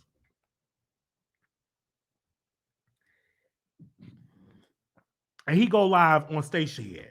The reason why I like Armon Wiggins Stationhead, that is his therapy. I know if he had a good day. I know if he had a bad day. I know if he want to rant. So I'm going to see what are you talking about on Stationhead. So I'm on this station and I'm listening. And I go there and I'm hearing the tail end of it. And he was talking about I want to make sure entitlement. I said, what are you talking about? And I said, ding dong. I said, he talking about Black T Blog. So I immediately went back to Black T because I study everybody. I immediately went back to Black T Blog because Black T Blog said this on Twitter. This is what Black T Blog said. She said, quote, entitlement is dangerous. Nikki don't owe me ish. Milagro Grams, this is exactly how I feel. I run my blog because I was a fan before I had people listening to me. Nikki owes us nothing. I said she watched that Armon Wiggins interview because Milagro brought up something about entitlement. So now Blog Talk Radio said that. I'm sorry, Black T Blog said that, and Armon responded. Though he didn't say Black T Blog name, though Black T Blog didn't say Armon Wiggins name, I know who you're talking about. I can put 2 + 2 in. I know it equals 4. So he was just like, what you mean about entitlement? I can work with people and make my money, and I ain't doing this. I ain't doing this free. I'm like, talk your ish. But I damn sure don't do it for free. Absolutely not. And I already know people, a blogger hit me up. A blogger hit me up in the DM, said I changed. I did all I said. He wanted me on the show. I said, bro, I charge $1,000. If you want me on the show, $1,000. I can't do it for free. And the day went by, DM me, you changed, blah, blah, blah. I said, $1,000. I can't do it for free. I'm sorry. I'm not in a place to do a show for free. I need $1,000. Take it or leave it. So,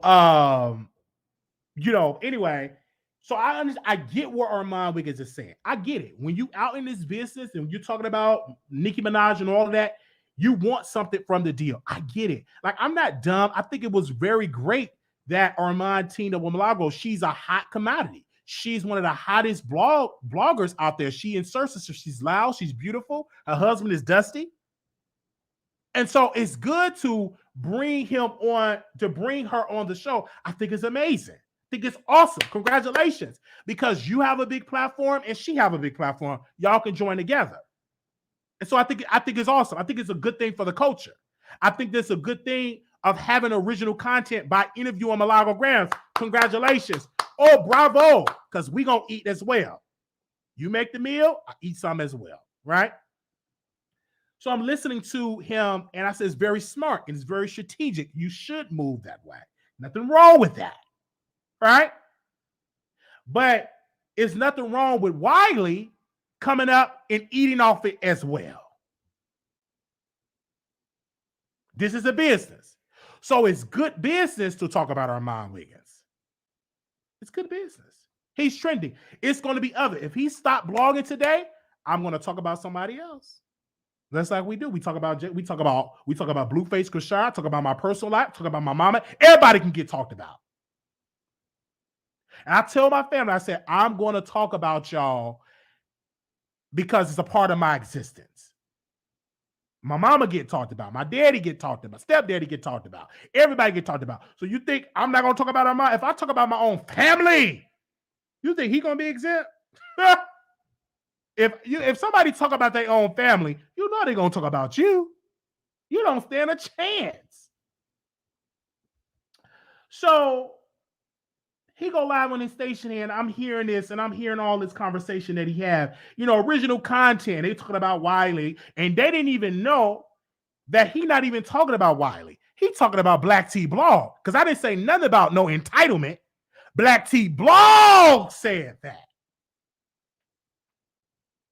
So they was talking about me, the one-eyed Cyclops. He ain't talking about the white-eyed Cyclops in this instance. He talking about Black T Blog. That's what he talking about. Because Black T Blog, she posted on Twitter. That's why y'all need to be everywhere. Some of y'all be sleeping. Don't worry. That's why we talk about it here on the internet, on the Wiley Show. Just because if you ain't on these platforms, we on there. Whether we block or not, we got about 15,000 food for accounts. Anyway, she said entitlement is dangerous. Nicki Minaj don't owe me ish. Milagro Grams is exactly how I feel. I run my blog because I'm a fan before I had people listening to me. Nicki owes us nothing. But we know that's a bunch of cow manure. Black T Blog. You know you want Nicki to come on your show and do interviews. But you're going to play the game. You can't diss Nicki because you in the Nicki Minaj business. You know Nicki Minaj keep them lights on over there. And you know, so that's what you say, Nicki, even when it's not even about Nicki, you throw her name in a title just to get her audience to be watching. But it's going to come a time when you can't talk about Nicki because she will be no longer relevant. And so Black T Blog is smart enough to know I got to talk about other people's stuff. I just can't be talking about Nicki because Nicki goes on these breaks. All right? So I get it. And so you have to talk about other people. Talk about Nicki. It's good business. Talk about it. Talk about it. Get them clicks and views. I talk about Nicki. Because I know you're going to watch and see what I have to say. I'll talk about Armon because I know you're going to watch and see what I have to say about him. Whether you agree or not, you're watching. It's about whether you agree with me. I'm not in an agreeing business. I'm in you watching me business. And I can't compare myself to a person with hundreds of thousands of subscribers and 100,000, and I'm comparing myself to. I'm not going to compare myself to that. We not even there to compare and that type of way. But I damn sure going to talk about it and be a part of the conversation. It's great. He got 100,000 because in my mind, I know he didn't always have that. He had a great head start. He was doing this full time since 2019. We just started 2 months ago full time. I mean, a couple of weeks ago doing it full time. So I can't compare. That. I have a lot of leg work to catch it up to doing. We gonna be we definitely gonna be doing that, right? And I see a lot of YouTubers, they want to be in Armon Wiggins' business. Everybody ain't gonna be able to be in the business with Armon Wiggins. He don't have enough infrastructure for everybody. I'm just gonna be in the business for myself. And whoever want to latch on to the Wiley business, we can make us some money. All right. Like we have a show that we're developing again for Two Man and a Lady, and I want to work with some great people on some great content creators. But you got to be strong to sit with Wiley because you may not be welcome with the popular kids. So if you want to be with the popular kids, I tell some content creators don't even come in my chat because the popular kids ain't gonna like it. It's some people that latch on in my chat. I don't even respond and say their name because the popular kids, they're gonna try to destroy that relationship. So I don't even say the name because I don't want you to lose that opportunity. Because they be watching. So if you come in my chat, you got to be strong to say you support Wiley. Because them popular kids, they're gonna come after you. They're gonna come after you. They're gonna make you feel bad because you support Wiley. They're gonna call you dumb. So you got to be strong if you publicly support me. Because we're very controversial. That's why I don't respond to everyone. When they come in the chat, act like I don't see them because I can't respond, and people think that we buddy because they're gonna come in and try to destroy it. Because you got to literally be strong to represent what Wiley does over here. Because we're controversial. The popular kids, we disrupt the industry. We doing it a new way.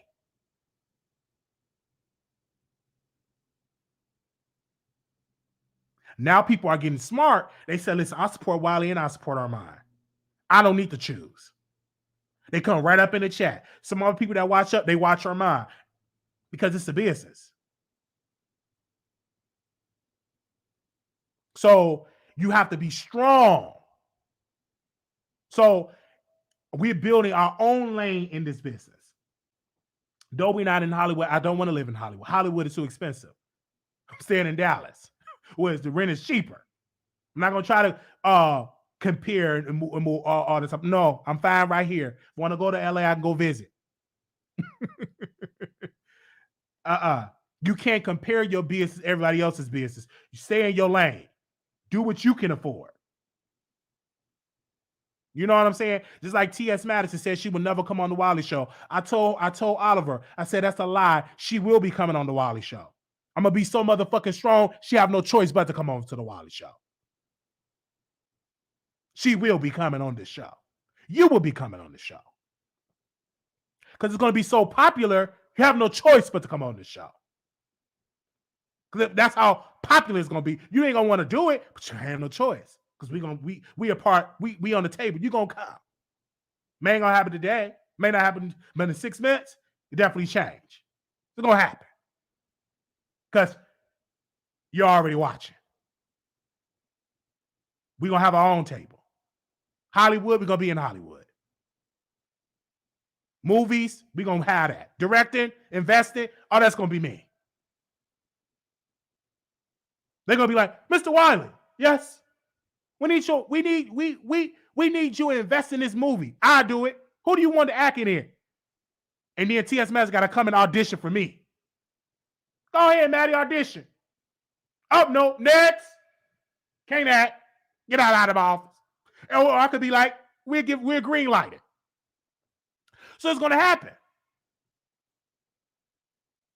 I believe it, but every day I talk about money. Every day, millions. I said, what this man talking about? $452 billion. I talk big money. And I talk about it every single day. Let me tell y'all something. Every day that I wake up, I'm talking about money. $452 million. Man, I got to invest in that company for $3 million. I want to buy that. Every day I'm talking like that. I can't talk about it to regular folks. They don't understand my mindset. They broken off. I had to cut a lot of people off in my life. Jonathan had to have my distance. Other person had to have my distance because they didn't understand what I was going through. So I had to cut them off. Like it was a lot of people that they just want to. I had to just cut them off. I'm trying to go to the next level. I'm trying to have that generational wealth. I'm trying to be like to put my nieces and nephews and have them to have what do they call that? To have them to have money for my nieces and nephews, right? But they can have, what do they call that? I can't think of the word, but y'all know the word. I want to be able to have my nieces and nephews when they get 18, they're well taken care of. I changed their lives forever. Not only am I working for myself, but I'm working for my nieces and nephew and my entire family. That's what I'm working for. A trust fund. I'm working for that. Absolutely. That's what I'm working for. This is bigger than YouTube. So they can have an inheritance and just leave because I don't have any children. So I have to go to next of kin, which is your nieces and nephews. You know, absolutely. You know, trust them. Generational wealth. They can intern for my company when they get 18, 19 years old. You know, so that's what my mindset is at. So when I saw he's interviewing Milagro, I think that's great. I think that's good for the culture. I'm not gonna hate on that. That's great. Interviewer. Because we gonna talk about it. I get trash every day, but I sure come back swinging because I'm a fighter. And so to Black T Blog, she listened to the interview. She gonna deny and say, I didn't listen to Armon Wiggins interview. You listened to that interview, Black T Blog. You listened to that interview because you tagged Milagro Graham in the post. So don't act like you didn't listen. See, Wiley just admit who he listened to. I'm not no fake person. I tell you who I watch. But Black T Blog, you act like you didn't watch it, but you heard that entitlement. I ain't as soon as that interview ended, you respond to Milagro. You watched it. I'm just bold enough to say I watched the interview.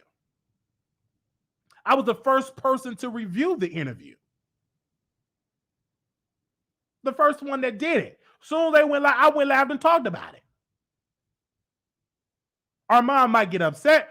Original content, original. I got 100,000. I'm going to talk about it. After you get through spewing all that stuff on your station, I'm going to still talk about that interview. Are Wiley mad? He mad because he ain't on the show. He mad. I'm still going to talk. I do get through saying I'm still going to talk about it. Take my notes. I'm going to talk about it. I'm going to eat off of it too. So whoever you interview, oh, Milagro, I got this show idea. It's going to eat. It's going to eat. We're going to talk about it. We have shows that we're going to develop with. And I told some of these other up-and-coming content creators, I said, we will be good if we work together. That division stuff don't work. That group economics works a lot. I was talking, I ain't going to say no names, they ain't strong enough. Say their name, they're going to deny us, like Peter did Jesus. But I told a lot of upcoming content creators, I was talking to one, I said, we should do a show together. We can make a lot of views and make a lot of money. We can make a lot of money. We can make a lot of money. But you ain't strong enough. You want to be with the popular kids. I told one person, you don't like me. You like the popular kids. And it's okay. I remember Coffee City. She was getting dragged because she supported Wiley. And I called Coffee. I was in the break room. I said, Coffee, they mad at you because you uplift Wiley. Because Coffee City said, I like Wiley. He's funny. Armon didn't like that. So he brought Coffee City on his station head and said, I can't believe that anything that Wiley does, you excuse him. You take up for him. You do this for him. And blah, blah, blah. He couldn't stand the fact that woman said I was funny. He couldn't stand the fact that she was defending me. And then he threatened her. I'm gonna do this, call her African bush eater. And he was just going in on her, all because she said she liked the Wiley Show. The Wiley is funny. And they discouraged her for doing YouTube content. Didn't discourage me because we still gonna do what we gonna do. And the cool kids, thank you. They watching. They watching. The cool kids. They think I'm not gonna come to. I don't want to be in them Hollywood parties. I could be there if I wanted to be in them Hollywood parties. It ain't hard. Be in no Hollywood party. Hard to go to Cardi B party. It was open to the public. That wasn't no private party. I don't want to be there. I chose not to be there. I don't rush to be in the if I get invited, that's great. I met Brandy. It was awesome meeting Brandy back in Chicago many years ago. I love her. Love me some Brandy. But I don't really talk about Brandy because Brandy ain't doing nothing. She ain't doing nothing that's relevant. She ain't got no, she rarely in the news. She's old school. Like, she's not a social media type of person. Like, you can't really make money off of Brandy because she don't really do content like that. She do an interview that's different, but Brandy is not them type of celebrities that she's going to be on a shade room because she don't be in drama like that. Now, we had the shade room back in the day when she lied about her marriage, when she was in a car accident, then that's different. But now that we got social media, Brandy ain't,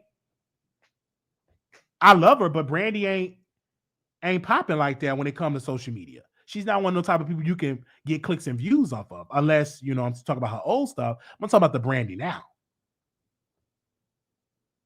You know what I'm saying? Now, if she get another accident, that's totally different. The media start dragging her and all that, but she's not one of them celebrities like Nicki. She's social media. Cardi, social media. Blueface, social media. You know what I'm saying? Boosie, social media. Masterpiece, social media. All right? So, it's definitely great. And so we will continue. We have a very well-balanced show. We talk about YouTube. We talk about Blueface. We talk about the best man. We interview politicians. We do a whole bunch of stuff. I don't pay attention to people telling me to get better content because when we have original content, y'all ain't there watching. So blow me with that foolishness. And some of y'all, I watch people that only y'all call in when we talk about Armon. I see everything. Think I don't see it and notice it? When we interview politicians, you ain't nowhere to be around because you ain't into it. You love mess and gossip. At least I'll be with you if you just admit it. You love the mess. You love the gossip. It's okay. If I wanted to get in my politician bag and talk about politics, I could. But I know y'all ain't really into that. Y'all love mess and gossip. Some of y'all is hypocrites because y'all pretend like y'all don't like the mess. So just admit it and say, I like the mess.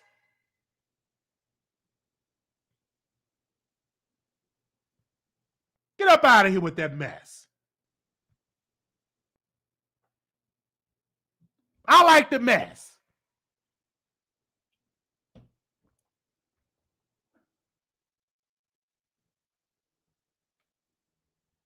So you can act like you don't like the mess, but you do. We are highest numbers when we're messy.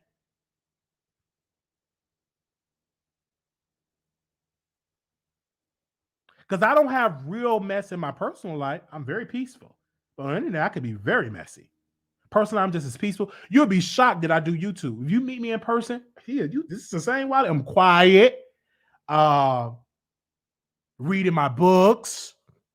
I remember we was shooting a show and all the cast members, they drinking, and I was doing my episode. But soon the cameras come on, I get in action. Soon as the camera go on, I'm back to my regular life, reading my books, doing my YouTube channel, all that stuff.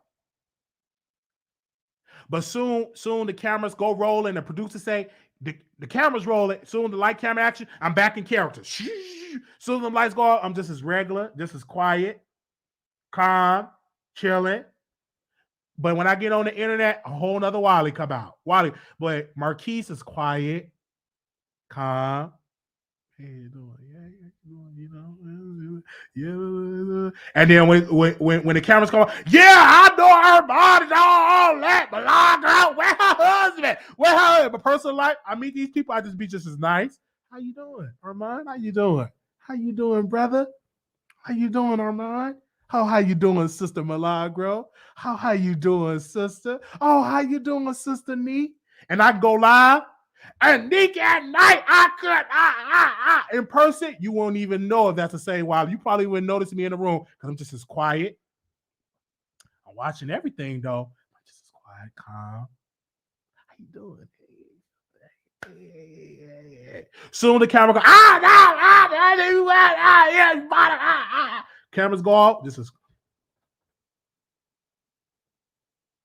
Okay. How you doing, Sister Milagro? Hey, you doing, Armon? Brother? How you doing, brother? I'm gonna talk to you. I'm not gonna ignore you. How you doing? How you doing, brother? Was soon as I go on the internet, wow. We was talking about Nick at night. And I said I wasn't gonna talk about this, but I'm gonna talk about it. And then I'm gonna close. We was talking about Nick at night. And I said that Armon with his friend was holding the camera. Nick reached out to me in the DM. He wasn't holding that camera. A white man was holding that camera. I said, oh, my bad. I didn't know. I thought it was Armon Wiggins' friend. So I didn't know a white man was holding the camera. But she got upset. And I said, Neek, this is the internet. You beautiful. But I got a job to do. It's the internet. I'm a joke. I'm a throw a couple of little jokes. I didn't know a white man was holding the camera. I thought he was holding the camera. I didn't know. Even if I did know, I'm still gonna spin a narrative. I gotta be entertaining. And I said, do you want to come on the show? No, I don't want to come on the show. So I didn't know a white man was holding the camera. Didn't know.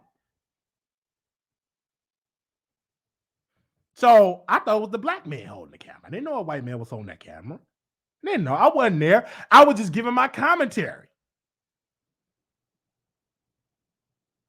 I was just giving my commentary. And once I gave my commentary, that's when she responded in the DM. I was like, oh, I didn't know. I'm not apologizing because I just do content. It was light fun.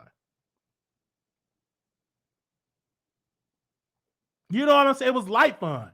Like, I was holding the camera and she was like, oh, King Payne been my friend for years. And I'm like, okay. Thank you, sister. Don't talk. You don't have to. I couldn't hold it. I have to talk about it. And so hey, it was funny. Because it wasn't even that serious. It wasn't even that serious. I didn't know. So I didn't know that a white man was holding the camera. So we had a whole conversation, and I said, "Oh, we have a conversation." But again, congratulations to Milagro Grams. I think it's awesome. I think it's great. Milagro is very talented, very, very talented. Her husband, she could do better. But we had before she posted her husband on there. She posted because I said something about it, and she posted her husband. She had another fine person. I don't know who he was. I should have took his picture. Looked delicious. Anyway, but her husband looked kind of dusty. Look a little dusty. My humble opinion. Look a little dusty. So thought it looked a little dusty. You know, he looked like he worked at a liquor store. Like her husband looked like you go there, give me a pint of Hennessy. It looked like he's one of them homeless dudes that the liquor store have you to come sweep the gas station and clean the garbage and stuff like you homeless, but they offer you a little job. He look like one of them type of dudes. He look like one of them type of dudes. When you get paid, he's a stick-up kid. So that's why he look a little dry. I looked at him, he the type of person, he'll rob you. Just because he just feel like robbing you. So he do look like he's something in the liquor store. That's what he looked like. A little dusty.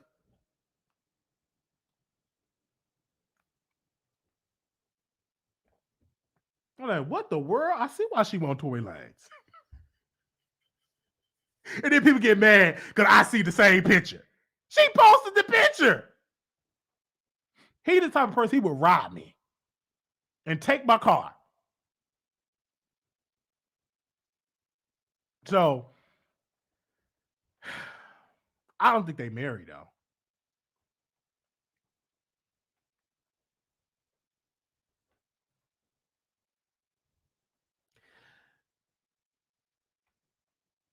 So Tory Lanez would definitely be a come up because that man she had, please look a little dusty, man. He's the type of person. Yeah, but she posted him and we responded. That's her husband, and I already know what they're gonna say, man. Uh, uh, you ain't got no man, Wiley. You ain't got no man. You man. I'm like, yes, whatever. We just talk about people. That's what I do. I'm in the business of talking about folks. She posted that picture of her husband. I screenshot it. Shh, I'm right there looking. I'm like, okay. And it was another dude. I don't know if that's her cousin or her brother. He looks good. He look like a whole snack. And then she posted her husband. I said, she could have kept that man in the closet somewhere. I see why she don't put him on social media because she know he look dusty. Anyway, so we don't have no problems with Armon interviewing Milagograms. So, and then Armon went to Milagrogram station head. Went to Armon Wiggins station head. Armon went to the state Milagograms. So I come in the chat. I've been listening. Oh, look at Wiley in the chat. What? It's a free country. I can come and see what's going on. So I'm seeing what he's saying. See, everybody cares. I had original content. I had 100,000 views. I was like, congratulations. I'm just taking my mental notes. And I'm gonna go live and talk about this. Because he's talking about Black T Blog. That's who he's talking about. And make sure y'all send Black T Blog and say, what you talking about, Armon? Watch how she deny it. But she was talking about Black T Blog was talking about Armon Wiggins. Yes, she was. She watched that interview and she talked about Armon because Black T Blog told me, she said, I ain't gonna mention Armon because I got more subscribers than him. But I told her, I said, he have an influence. He don't have no influence. I said, Armon Wiggins do have influence. You may not like him, but the man have more influence than you because what Armon have over you, he show himself on camera. You just do voiceovers. He show himself on camera. Milagro is learning that in order to take my brand to the next level, I got to come behind that thumbnail and show myself. That took her to the next level. So you do voiceovers. You don't show yourself on camera. Can you? That's when the real influence come in my humble opinion. So I told her, I said, Armon have influence. We was on her show and she got mad because the people kept saying Armon Wiggins' name. Don't say his name because I got more subscribers than him. Drop a tear. She got on there. Drop a tear. I got more subscribers. Let's not say his name. So she had to take the live down because they said Armon Wiggins' name. They said his name on her platform. So she deleted the video. I was on her live, and they just kept bringing up Armon Wiggins' name. The people, yeah, Armon, we're doing this and this one. Oh, don't say his name. Don't say his name. I got more subscribers. Drop a tear. She literally sounded like it scared me because she sounded like Nicki Minaj. It scared me. I said, is she talking like Nicki Minaj? What in the world? She even laughed like Nicki. She was chewing ice like Nicki. I was scared. Like she was laughing like Nicki.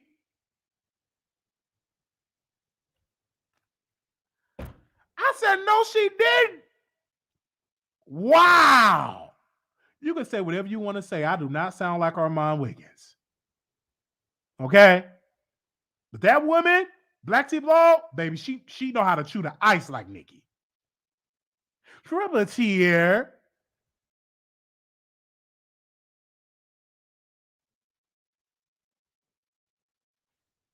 I went on the live. She opened the phone lines. Yeah, Armon is this and Armon is that. Because they're in the subconscious. Like when I go, I don't even be in the chat. As soon as Armon get to talking, they mention Wiley.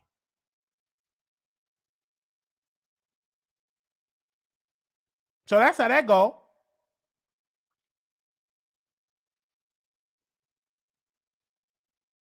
What do Wiley have to say? You see this in Milagro. You see him in the chat. That doesn't bother me. All them roasted guys, the same reads. That don't bother me.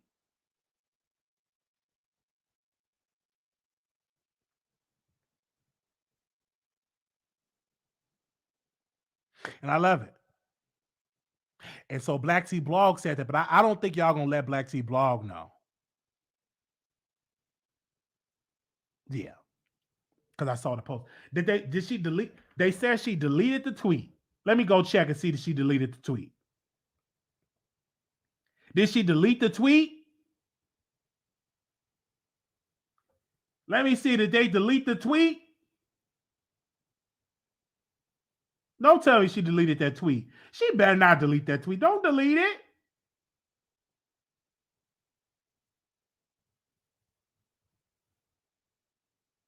No, she didn't delete it. It's still there.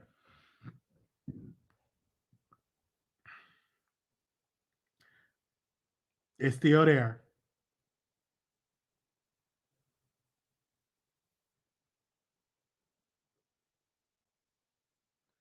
Armon wanted her attention and connections. That's all he's about. And then people are saying, for Armon to say she's one of the best female artists, he sure was dragging her bad. And you allow him, and Cardi spoke before the interview. And I'm sure if Nikki sees the interview, she may feel some type of way. Armon is a fan and a hater at the same time, him and Cardi. So they was mentioning Armon because this is on that post that Black T Blog was talking about. See, I'm not the only one that's messy. In my humble opinion, I'm not the only one that's messy. I'm going to put an address on my mess. You know exactly who I'm talking about. She wrote that tweet. She wrote that tweet at 3:28 p.m., December 25th, 2022. Armon Wiggins, that interview came out at 2 o'clock. Soon as that interview was over, she left a tweet.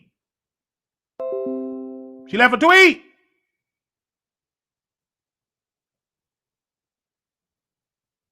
So I ain't the only one that watched that interview.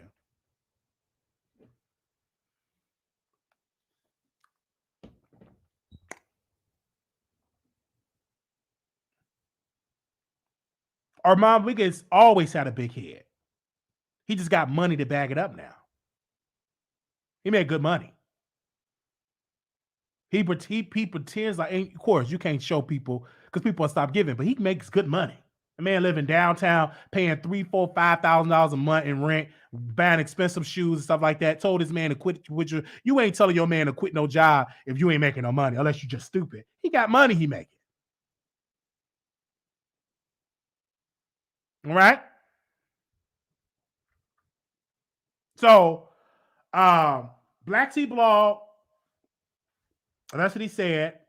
That's what she said.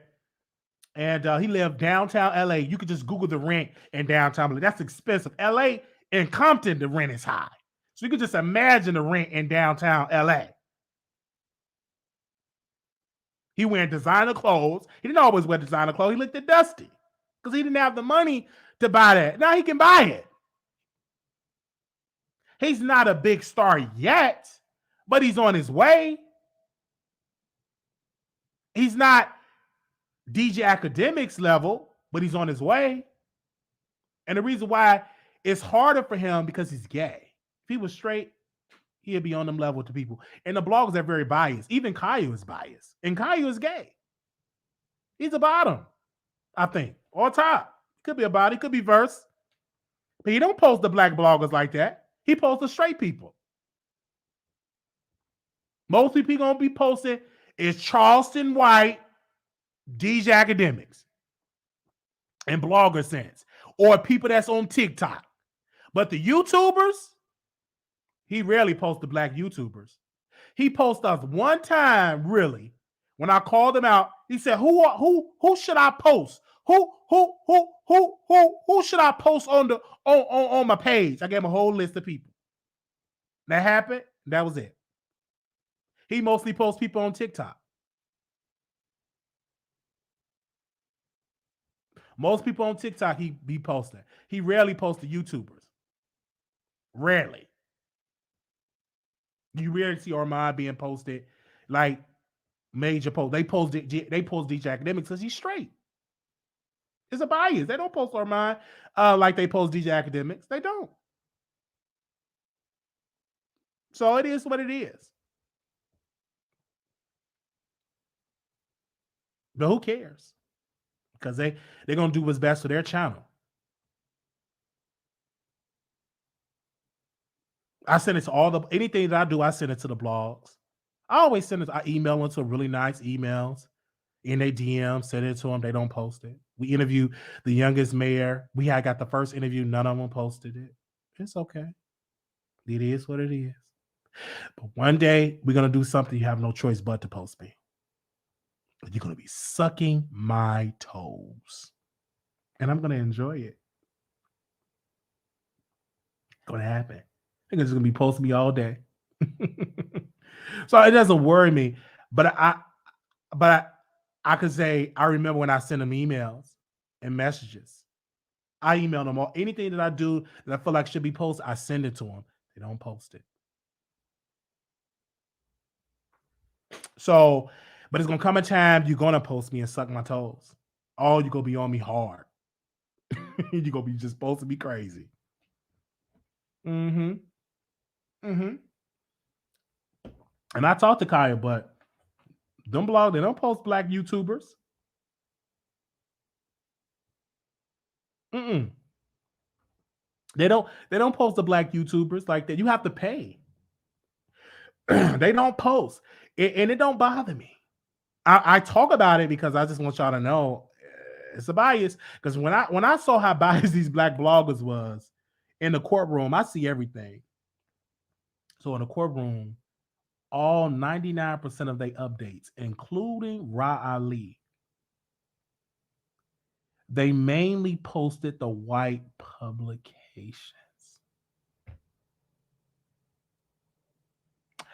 The white publications, most of them posted them white folks the entire time of the trial. But they rarely post the black YouTubers. And these are black people that own. Jasmine Brand is black owned. Hollywood Unlike black owned. Shade Room black owned. Neighborhood Talk black owned. But they mainly post them white people. They didn't post the colors. They mainly post white folks. That's what they do. They treat the YouTubers like disabled stepchildren. They don't post the YouTubers. They post mainly TikTok and mainly academics. They would post Charleston White, Boosie, DJ Vlad, TMZ. Rarely black YouTubers.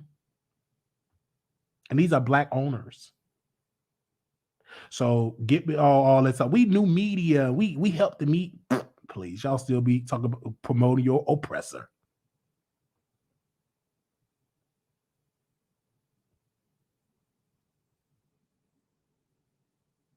So when I saw that during that trial, it made me go,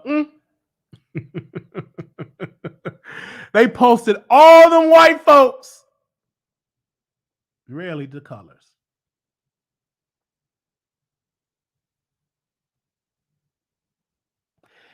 And because in their mind, white is right. Mm-hmm. That was the message. And I got the message. Most black publications, they trust white media, mainstream media, before they trust the black people. And the black people posted before mainstream. They will wait until mainstream posts before they repost it. So they believe in their subconscious white is right.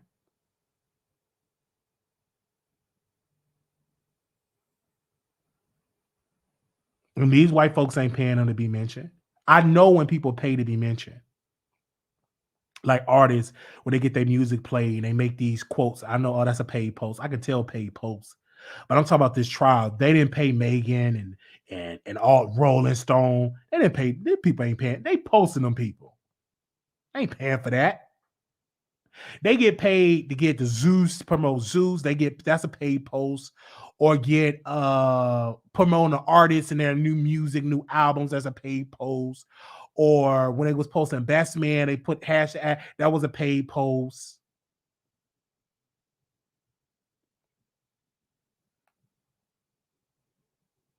That's how it goes.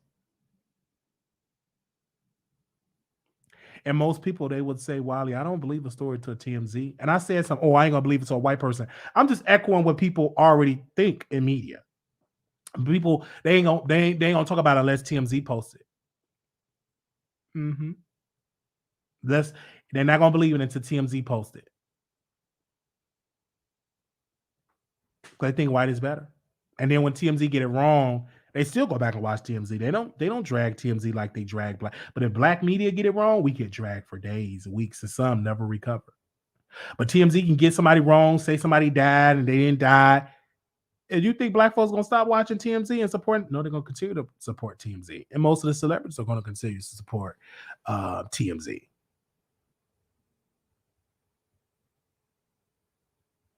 So that's just how that goes. Should that change? Yes.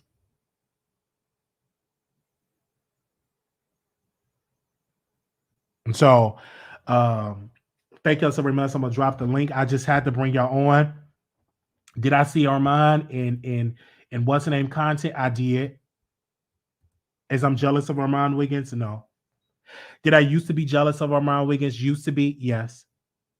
As I'm jealous of him now? Absolutely not. In my beginning stages working with him, did jealousy rise up in me? It did. Oh baby, it did. That jealousy demon rose up in me. And I did an interview with a good friend of mine, James, from his podcast, Ear Hustler Podcast. And that was the first time I admitted, and I said, yes, I was jealous of that man. He said, but why was you jealous? Because I said I started before him and he surpassed me, and I got jealous. I got angry, got mad, and depressed. I was jealous. What? I said, but I'm smart enough to admit it. So it was both jealousy and envy. That's like they cousins. It was both. So, and then once I started getting the business, I'm like, wow, I don't have to be jealous. I could do this for myself. I can do this. And I had to get away from that. And I started to develop and start doing my own show. And then people started to get jealous of Wiley. And there was a person, I'm not gonna say his name, he was a YouTuber, and he called me and he called Jeremy Copeland and told Jeremy, don't go on the Wiley Show because we said we was going to interview Jeremy Copeland. So he went on this YouTuber channel. The YouTuber told Jeremy, Wiley is this and blah, blah, blah. And Jeremy listened to him. And I reached back to Jeremy. I said, see, I'm still here supporting you. Where that person at? He ain't doing no content. He gone. I'm still here. Still showing you love. See? Uh-huh. He did all that talking about me and where he at. They ain't doing no content. Show, he was doing the show, he stopped.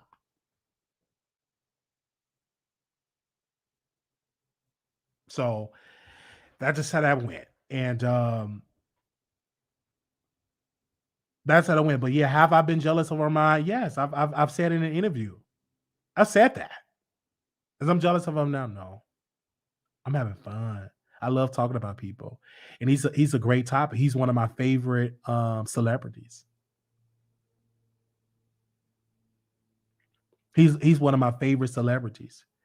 And a lot of people get jealous. You know, I remember Oprah and Gail said something, which I don't believe it. I never got jealous of Oprah. I don't believe that. I believe you was a little jealous. Jealousy is like, it's natural. Like that's a trait that a lot of people deal with, jealousy. A lot of people don't admit it, but they dealt with it. Some people got over it. Some people will never get over it. Because jealousy is like, it's an emotion. It's an emotion. Somebody said nothing wrong with that. Jealousy is literally a human emotion. Being jealous isn't always rooted in a bad place. Right. It's just an emotion. It was human. I was like, wow. And you gotta get out of that. Cause you be focused. I'm like, man, you could do this. And then once I start doing it, and once I start believing in myself, I said I can do this. And then once I started getting success, people started to get jealous of Wiley. I just came out and I admitted it.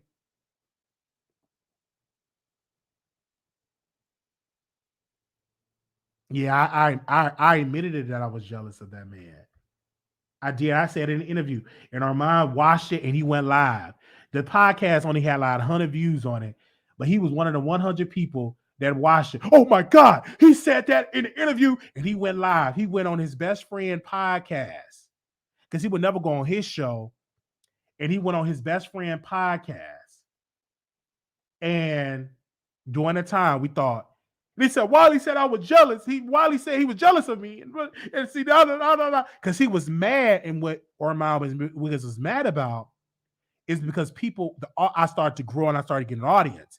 And he didn't like it that my opinion started to carry weight. He didn't like that.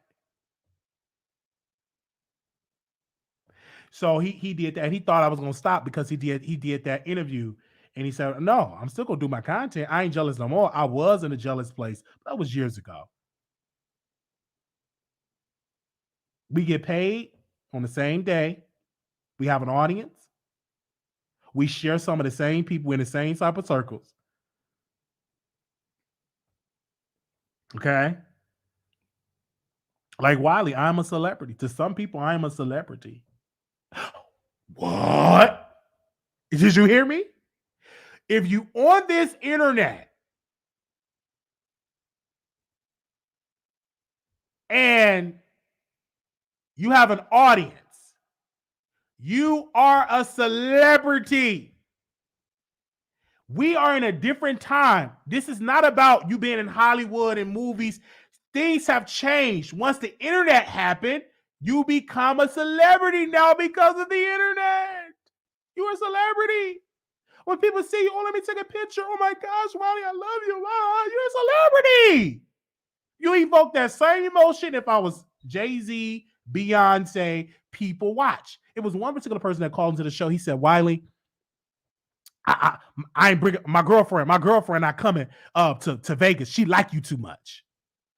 He got jealous. That man got jealous. Oh no. My girlfriend ain't coming to Vegas and to meet you because she like you too much. What? So he said his girlfriend ain't coming to Vegas. He said his girlfriend liked me too much.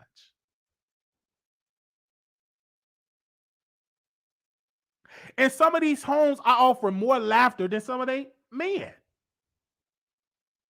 I gotta watch Wiley. Turn Wiley up. What Wiley talking about? You in people's homes. I don't want your girl. It depends on how she look. Because if she good looking, perhaps. Perhaps. She good looking. So, but I met some beautiful women in Vegas. And it's going to be even better next year because it's more people.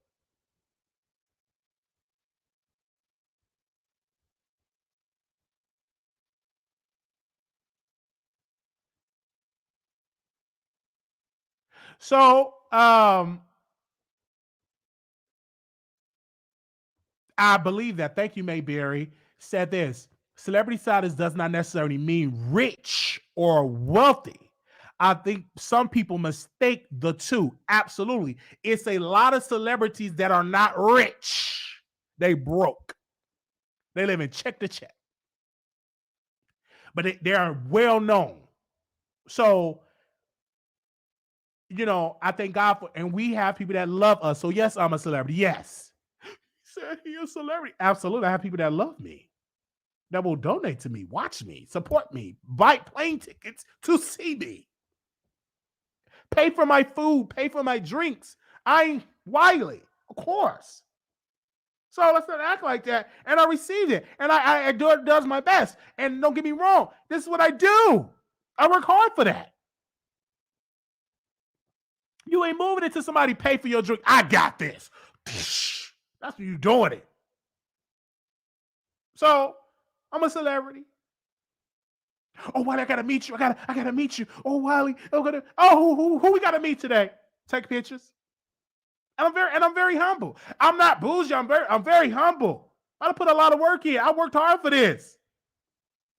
Meet people. Oh, how you doing? You know, meet the subscribers.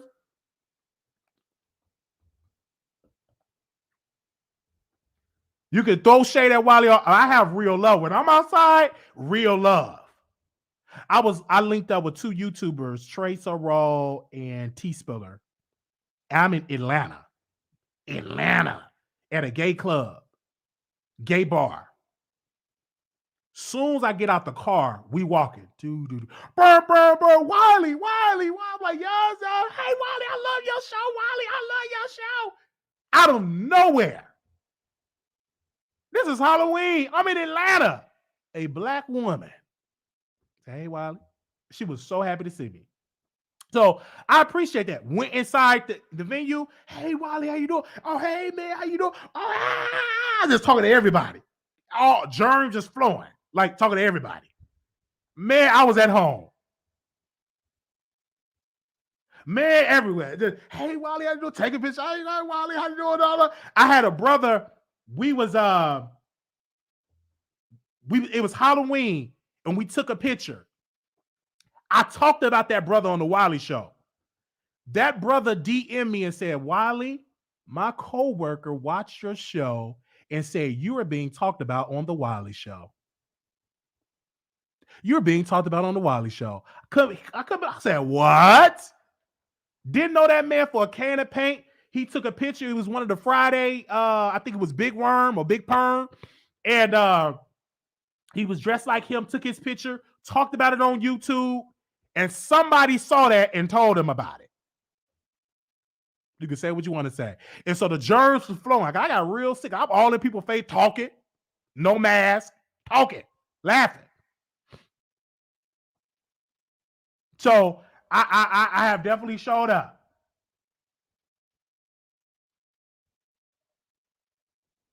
And I got real sick. I was all in people's face talking. Right? Went to Monique show. This has been a great year. Went to Monique show, got cameras in my face for talking about her. So I can't wait to come out. The camera's on me. I'm right there laughing. It was a good year for me. This was a good year. I got sick. All of us sick because germs just flowing. So I had got a respiratory infection. Because I was in people's face talking, good looking guys. I was just talking. I saw my crush, Brandon Carson, my crush. So I saw Brandon Carson. This is my crush. And we were drinking Hennessy. I'm buying drinks. Oh, yeah, I'm going to give you a drink. I'm going to buy you a drink. I'm just buying drinks. Hennessy. I didn't know how much the drinks cost. I thought it was called $5. Man, I looked at my account. Woo, child. I spent all that money on drinks. I didn't know. I was excited. I was happy. Saw my crush. So I talked to Brandon Carson. And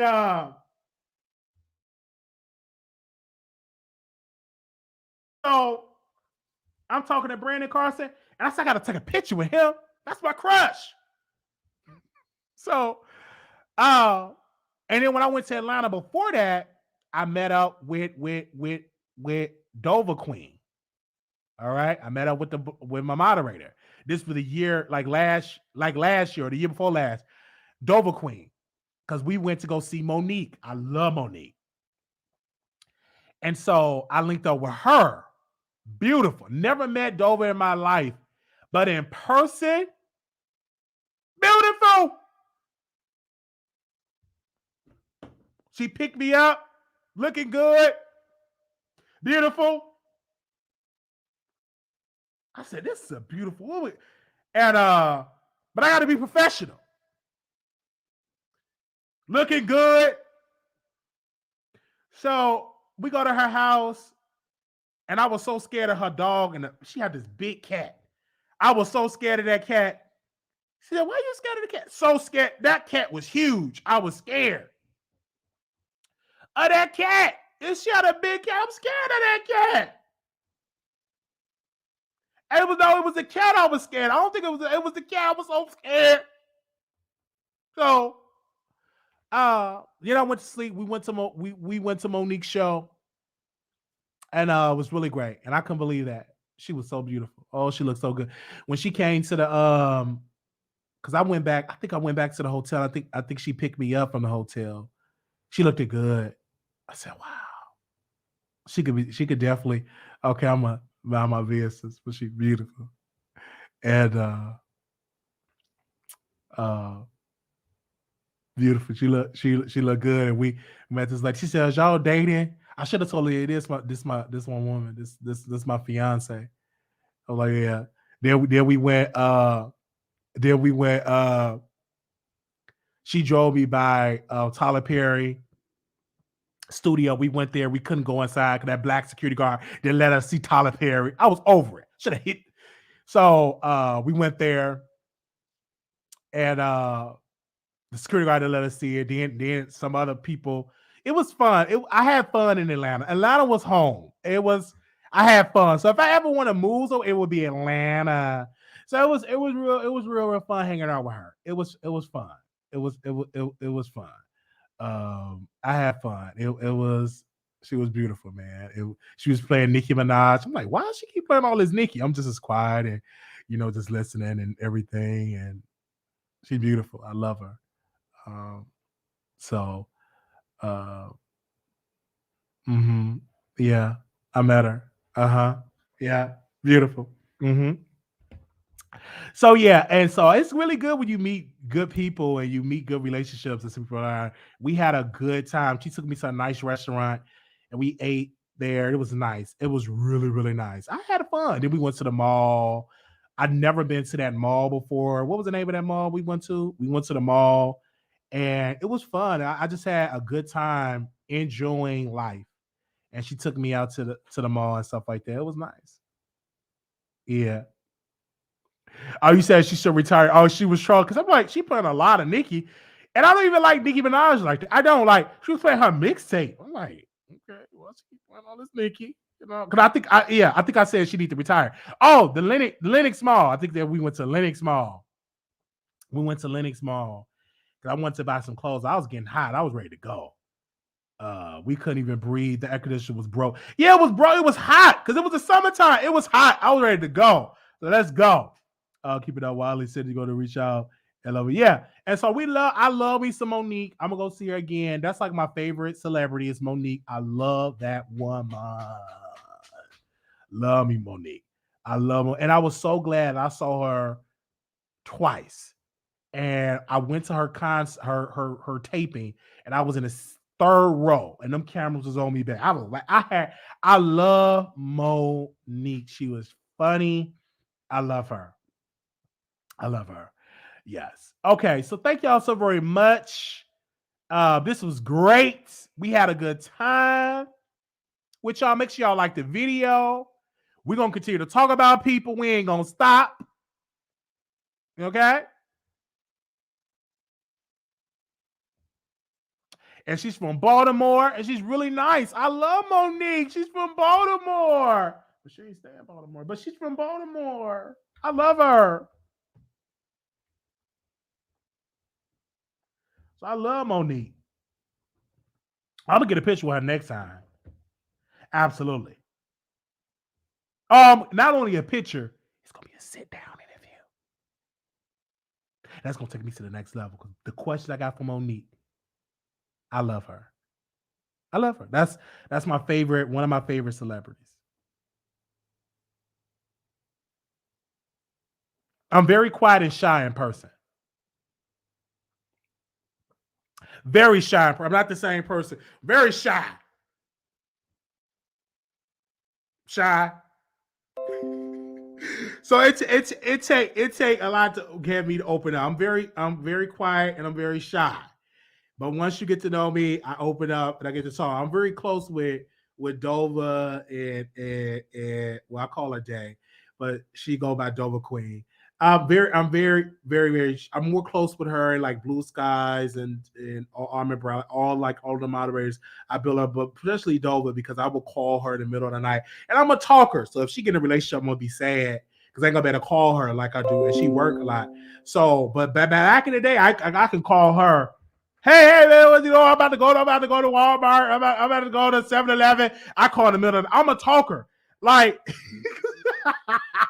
I would get on that phone. Yeah, what you doing? Yeah, I'm on my way to go give me some chocolate ice cream and all that type of stuff. How you doing? I just be just blabbing my mouth. And so I'm single, so I got to talk. So once y'all get in a relationship, I'm gonna be sad because I'm gonna have to find somebody to talk to. I call every day. How you doing? And so that's how I do. I met Katina, yeah, Natasha, Miss J, Latavia J. I hope I said her name right. I was getting her name right. I used to talk to Blue Skies a lot. Yes, I did. Before Blue Skies passed, we were talking because she wanted me to go to go to the comedy and to go on stage. So I was giving her some. I'm not gonna tell you the details of what I'm gonna talk about on stage because I still might do it. I said this is what I want. This the kind of what I'm gonna do on stage, right? And I want you to be my girlfriend. You got to be my woman because comedy is so homophobic. So you got to be my female. So this is the kind of material I was working on my material on her. And so she said, I think you should do it. And we was planning, and I never did it. I never did. I should have did it. I was gonna go down there and just go to a comedy and just do an open mic night. I just came in, but that's what's up. Yeah. Absolutely. And so that's what we saw with B Scale. So make sure you rest in peace. She was a moderator. Very sad for that way. Yes. Yeah. I'm sorry, B Scales. I'm sorry. Did I say Blue Sky? I'm talking about B Scales. B Scales. B Scales. Uh, meeting her. And then I connected with Blue Skies because I love Blue Skies and Katina, all of them. Like when we met, we was a family when we met in Vegas. We was a family. And I was happy that I took the pictures. And as soon as I post the pictures, I post the pictures and backlash. Oh, he fat. I was happy. But I know I need to lose some weight. So this time when y'all see me in Vegas, I'm gonna be slimmer. All right. It was like a family. It was literally like a family. All right. It was literally like a family, and it was fun. I missed the family. It was really really fun. We went to Usher concert. It was fun. It was a family. I met some great people in Vegas. I met some good people. People took off. People left work. And it was one guy on the last night. He brought me a pen and some other stuff, and he went to work after he linked up with us. And I didn't want to leave. We partied all weekend. I didn't want to leave, man. I had a good time. I just had a good time, man. It was good. Beautiful black women, man. It was fun. It was really, really fun. All of the women that we doing in Vegas again in October of next year. I think this is one because that's high. It was fun. So in 2023, it was fun. It was really, really fun. It was really fun. So we definitely gonna plan it better for next year, have more transportation, like and all of that. We love you lose weight if that's what you. Yeah, we're gonna lose a couple of pounds. We're gonna lose a couple of pounds. It was fun. It was really fun. It was really, really, really fun. You know, I had edible. I was so high, and Blue Skies was talking. I was high. I was high, high out this world. And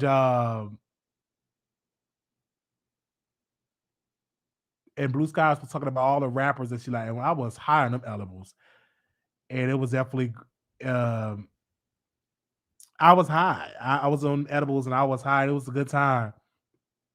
And then when we saw Usher, I was excited. And I was like, man, we had Usher. And we had some good seats. We had Usher concert. I couldn't believe it. Usher! And I was in Vegas. I had a good time. And I felt good. I was high. because me and Blue Skies, we went and we drove to the dispensary, to the largest dispensary. We had a good time, so we got the edibles. And so Blue Skies, she had a car that she rented, and I don't know why she rented a car. And I thought Blue Skies, she knew the area. I'm like, okay, she know the area. Oh, she rented. This could be good. It was a disaster. She's like, "Why I can't do it?" So I get in the car. I'm going the wrong way. It's nighttime because I don't know the layout in Vegas. The layout in Vegas is weird. Like, you got to know what you're doing in Vegas. That layout is weird, and it was nighttime. I said, this ain't gonna work. Then I thought I lost my wallet. Like, and then Blue Sky, she took back the car the next day. I was like, yeah, we don't know the area. It's a little bit too much to drive. We don't know. Now, I don't mind renting a car like in Chicago or Texas, but that Vegas, it was like weird. It was too much. It was a good idea, but just not for Vegas. Like, you can rent a car in Texas because it's like it's easy to move around in Texas. Now, if I lived in Vegas, it wouldn't have been a problem because I know how to move around in Vegas. But them streets, hey, I'm thinking I'm turning, going the wrong way. The man said, hey, you going the wrong way. I'm like, oh my God. I'm literally going the wrong way. Going in incoming traffic. Thank God no cars coming. It was nighttime, so I turned around and we got to the hotel and she took the car back. But yeah, it shout out to people that we met in Vegas last year. Yeah. Mm-hmm. Shout out to the Strip. And I think I ate an edible, and them edibles, like it just came. I was high in them room. I was so high. I was high, because I gotta, I had a good time. It was fun. Thank y'all so very much. It was fun. Thank y'all. We didn't get any callers today. That's fine. I've been on here for 3 hours. I've been on here for 3 hours. And I know I'll talk about Jason Lee tomorrow, and then Zayda on a call in. I'll talk about Jason Lee tomorrow. Let me stop. But it was fun, man. And I will never forget it, man. It was so much fun. And I couldn't believe it because I was at Vegas and I met people that came and saw me. They wanted to see Wiley. Yes. Like that was something. That was something. They came and see Wiley. I couldn't believe it. And that's why I said I got to keep doing this because those people came and saw me. And then we went to the karaoke. The hotel food was good because like that hotel, we definitely going back to that hotel. It was cheaper. The restaurant's there. And so when we got to the hotel, and I found that hotel through Sean and them because they booked us first when I went to Vegas. And Blue Skies was at the hotel before me. And I didn't know what it was at. Man, Blue Skies went on the other part. They got casinos. They got restaurants. I didn't even know that. I said, what? And she said, yeah. And then we went to got some margaritas. Like, we had so many margaritas. And it was like everything was there. Like everything was, it wasn't on the Strip. It's like 5 minutes away from the Strip. Everything was there. Thank you. Yeah, everything was there. Because like if everybody stay in a hotel, we go to the club or to the bar or something like that. We all there in the same place. So it was the food was delicious. The food is cheap. It's not that expensive, and the gambling is there. And so the next time I go, I'm gonna save some money up because I want to gamble. Like this time, I want to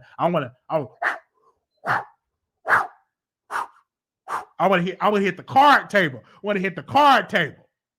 I want to gamble. So, and we're gonna do it next year in October. And I really want to gamble. Do karaoke, and this time I'll open up more.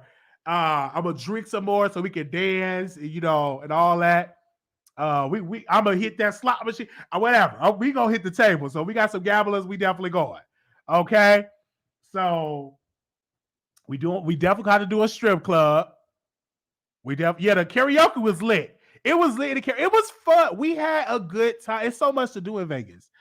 We have a casino open in January, Wiley. You should come to Virginia. I definitely got to come to Virginia. I'm coming to Virginia. Like that's on the docket. Yes. Well, thank y'all so very much. I could talk to y'all forever. This was a good show. Definitely got a show. I definitely got to show you the dice table. Yeah, show me the dice table. I want to do the dice table. Definitely doing some karaoke. So this time I'm gonna get up there and sing. We're gonna have fun. We're gonna have a good time.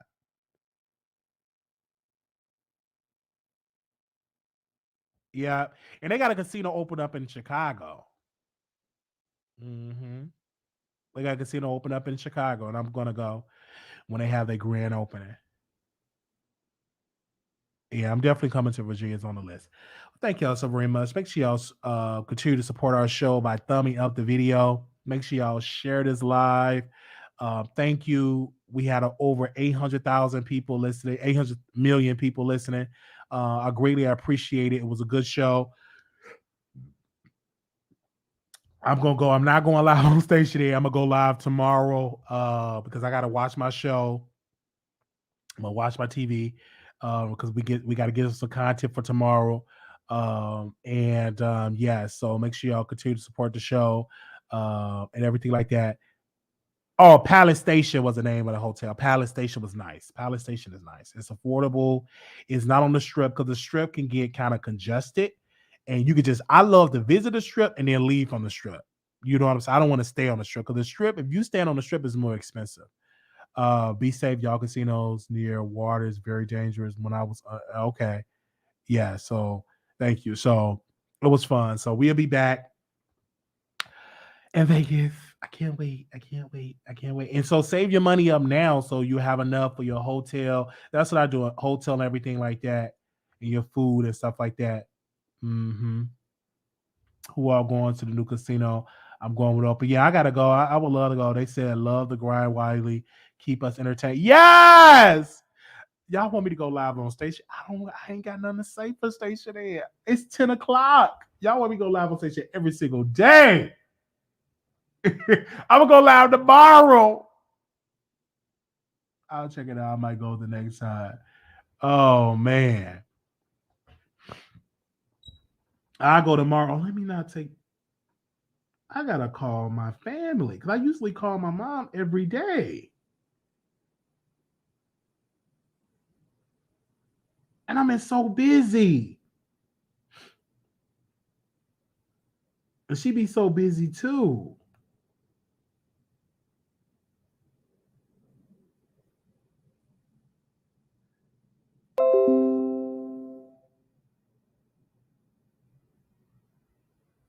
Give me a second. Thank y'all so very much. I want all y'all to go. I want it to be packed. I want us all to be there.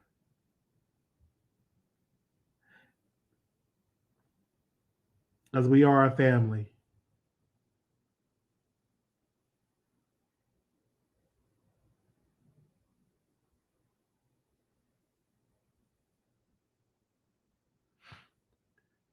Thank you so much. Oh, somebody left a beautiful message. I'm going to read this message. And I'm not going to say the person's name, but I want to read this message and I'm going to go. So somebody said, Wiley, I swear sometimes I dislike your opinion to the point where I want to unsubscribe. Then I watch another podcast and fall in love again. It's something about your personality that just brings people in. Keep doing you. Can't wait until you get 1 million subscribers. All right, I'm gonna get back to Clayton now. I know your backstory, how you grew up. It just makes me want to support you more. Keep winning. Oh, I don't think my mom watched my show. No, she's too busy. She don't watch my show.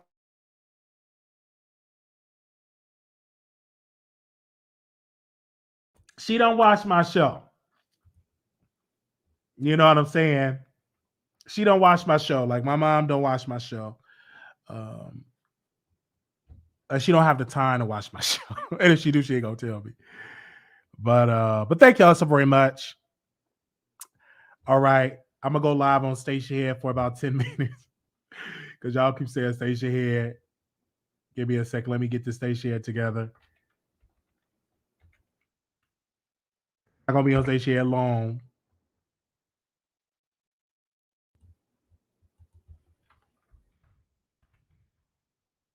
You get ready.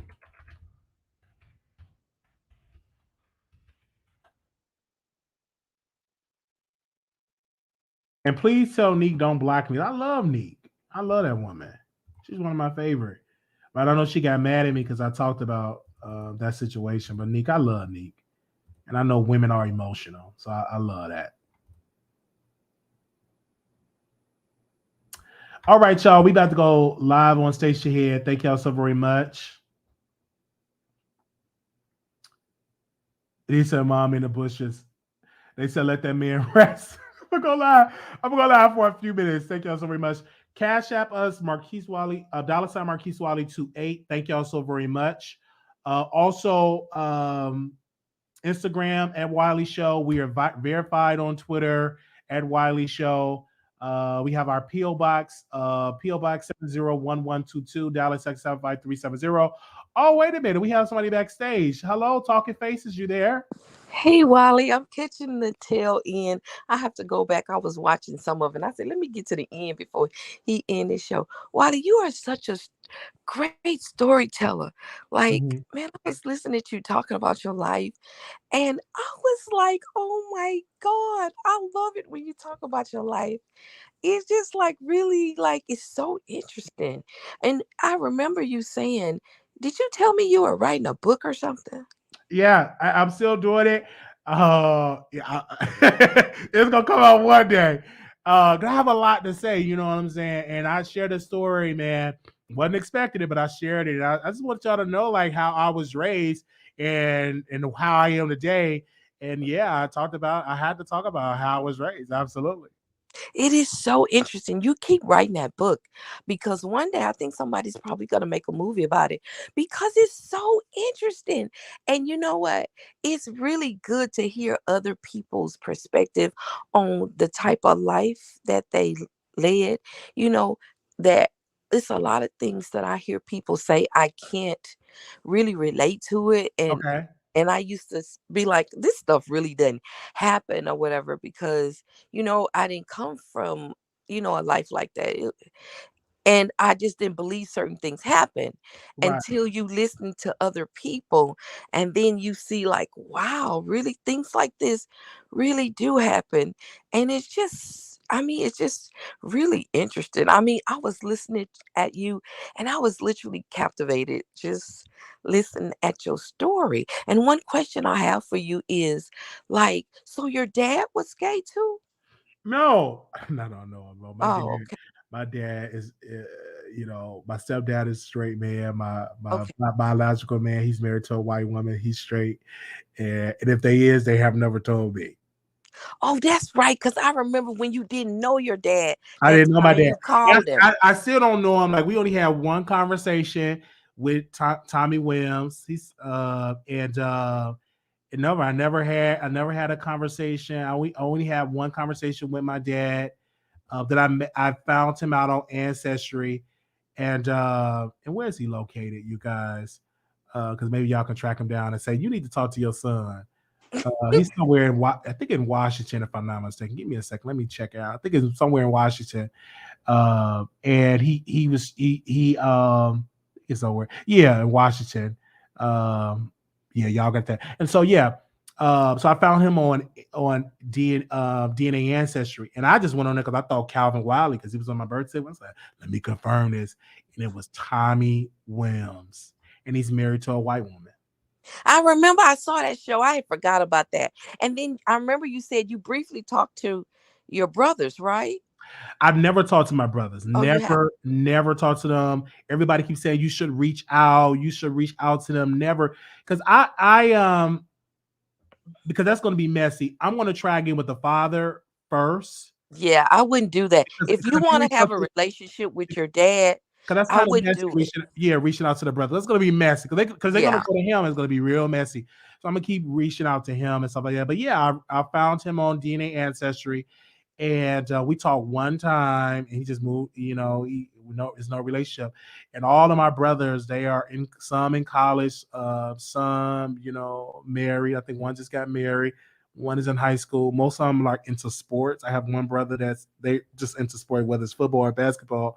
And their mother, I think most of their mother if not the white woman, but the other older brothers, their mom is like Native American, so they're mixed, and so I'm like his only like black child, like for like a black mother. But the rest of them Native American, other kids, their mom is white.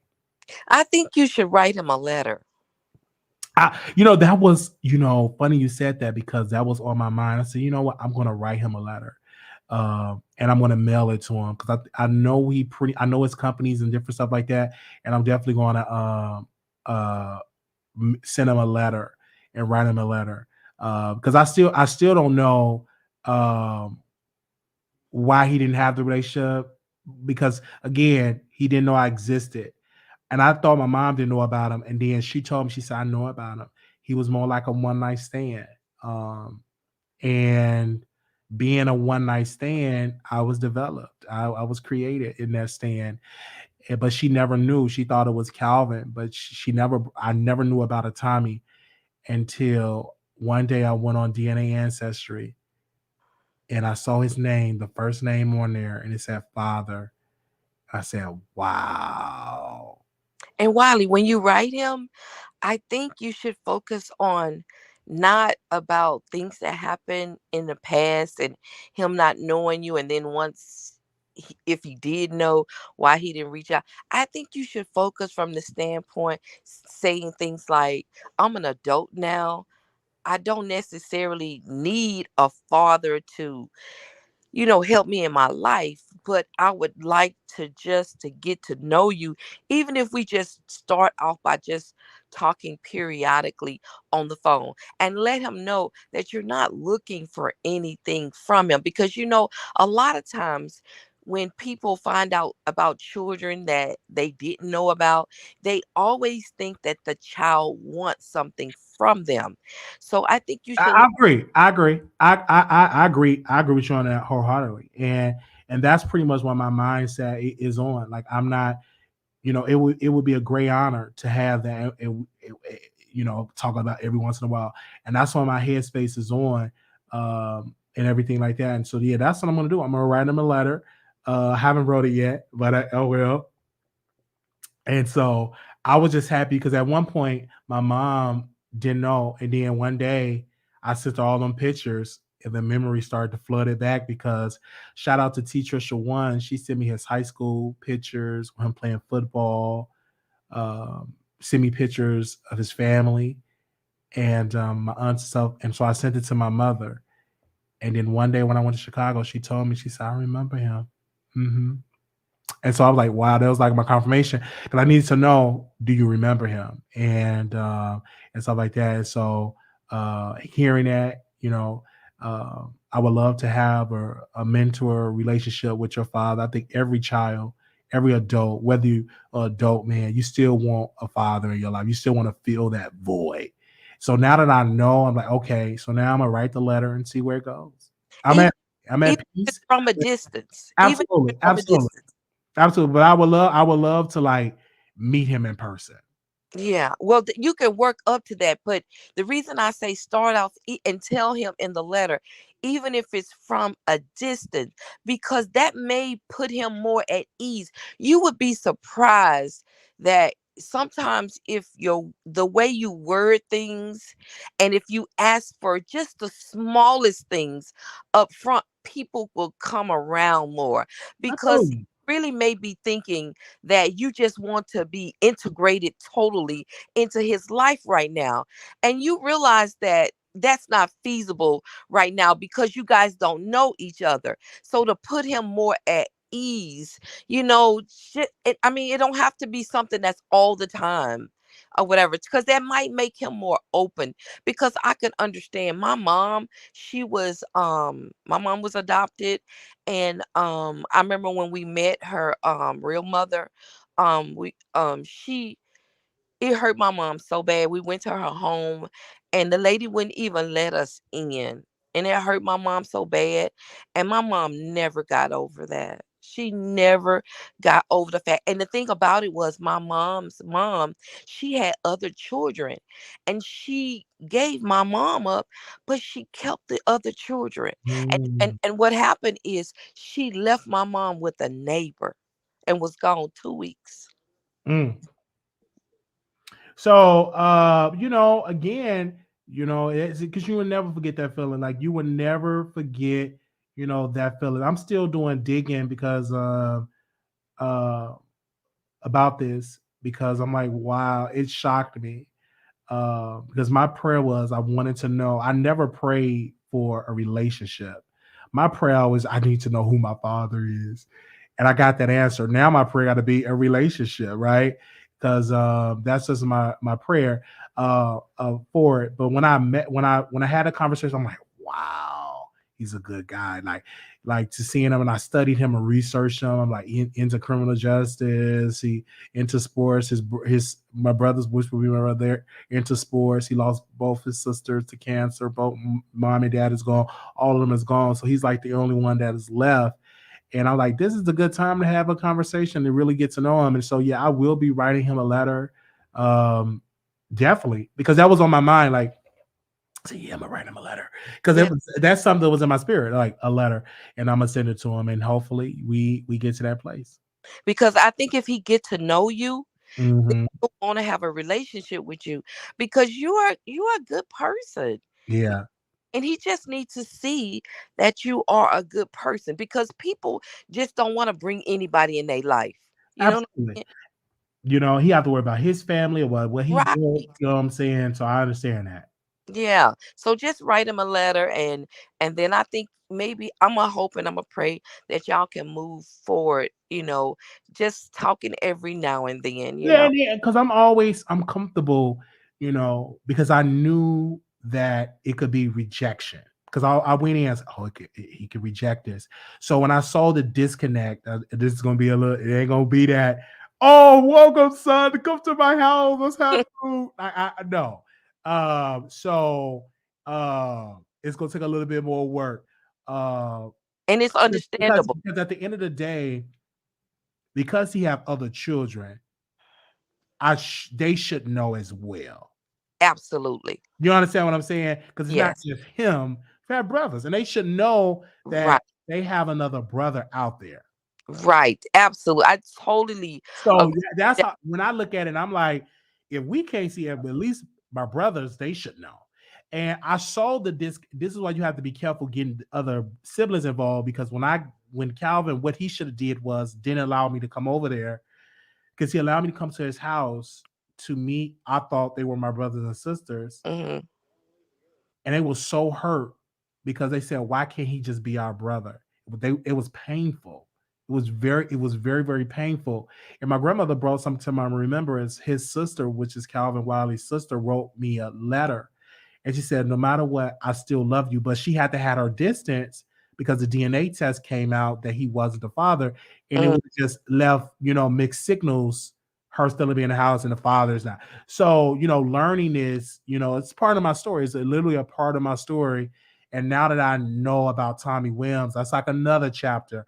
But for anything, I would love to have a relationship, and especially I would love to have a conversation with my brothers because it's definitely there. Has I been tempted to send them an inbox? Yes, I have, but I didn't do it. I said I'm gonna pray on it, and I'm gonna be led by the Spirit to do so. But I didn't do it. I didn't blasting them on social media. I could do that. Didn't do that. So I'm in a mature place, at a more mature place. Do I want to have a relationship with Tommy Williams? Oh yes, I think that would be great for my life in my 30s.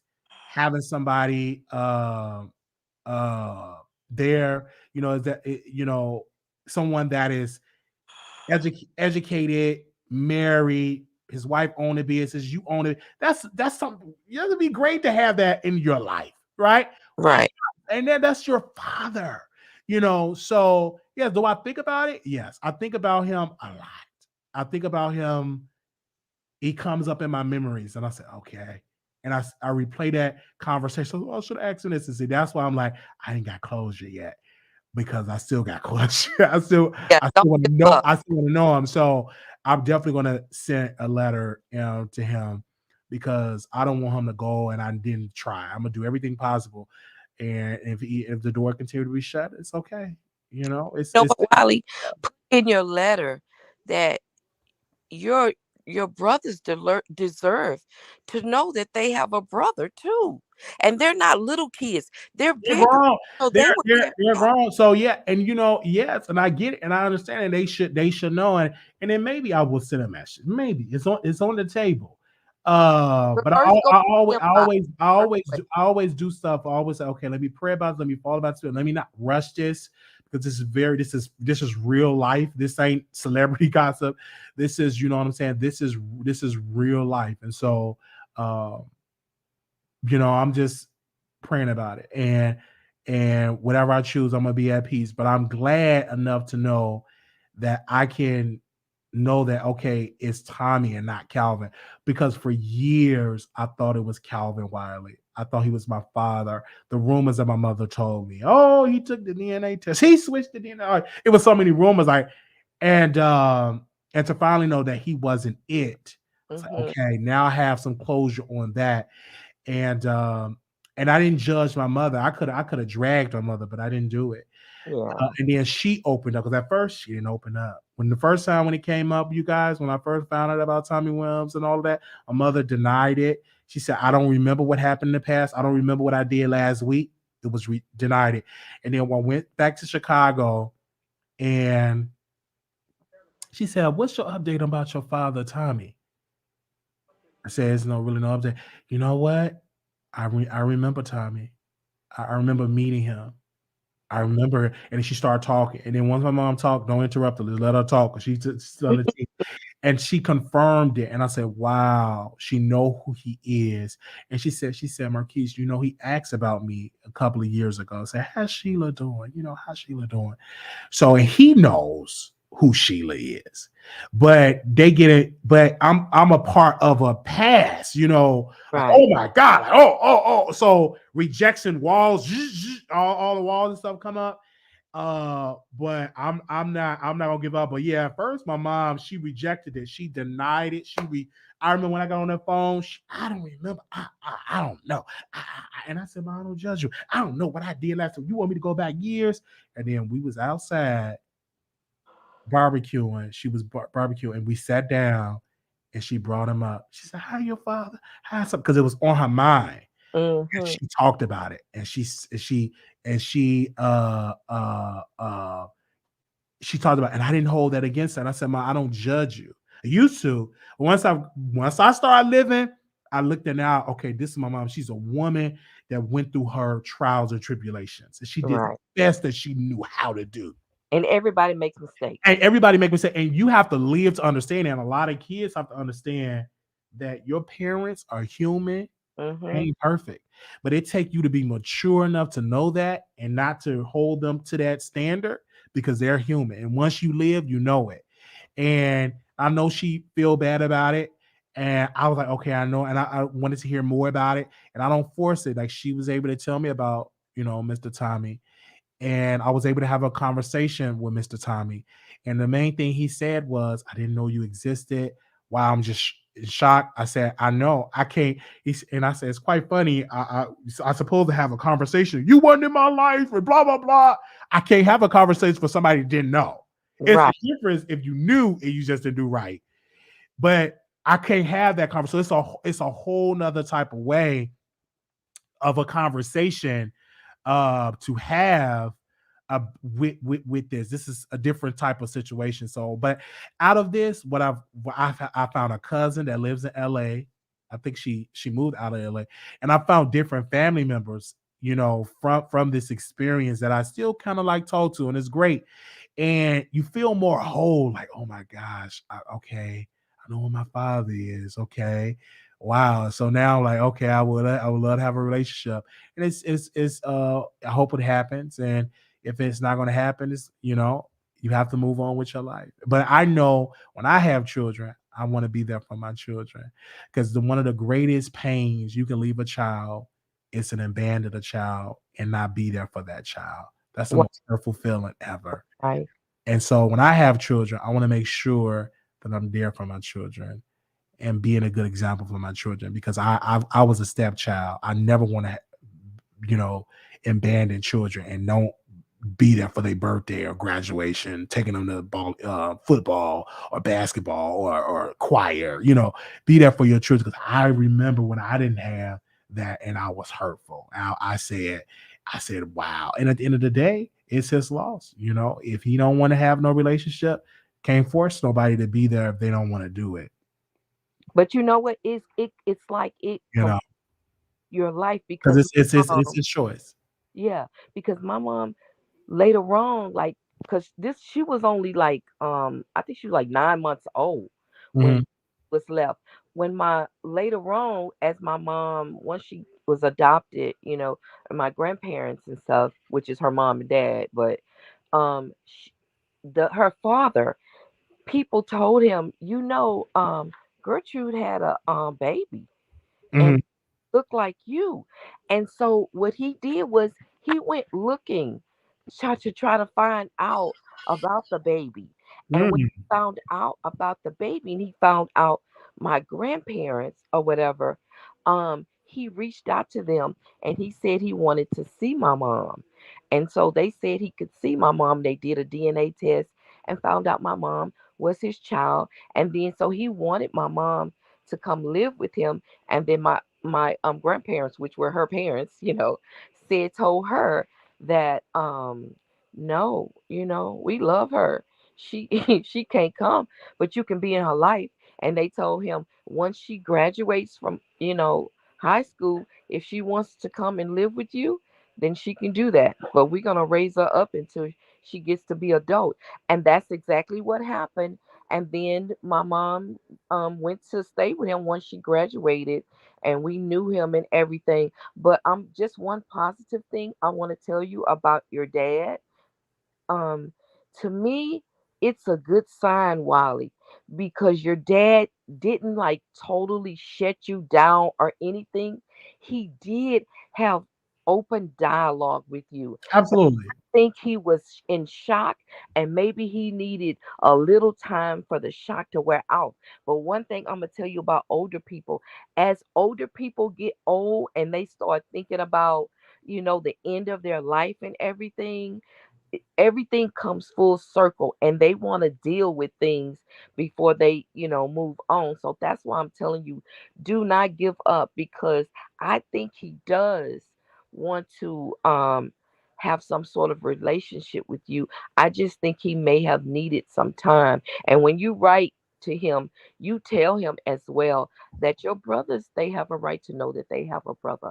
So that's all I wanted to say. Yeah, like and I agree with you on that because that's shocking. That's just like if somebody come to me and say, "Hey, Wiley, you my father," something, and that's a shock.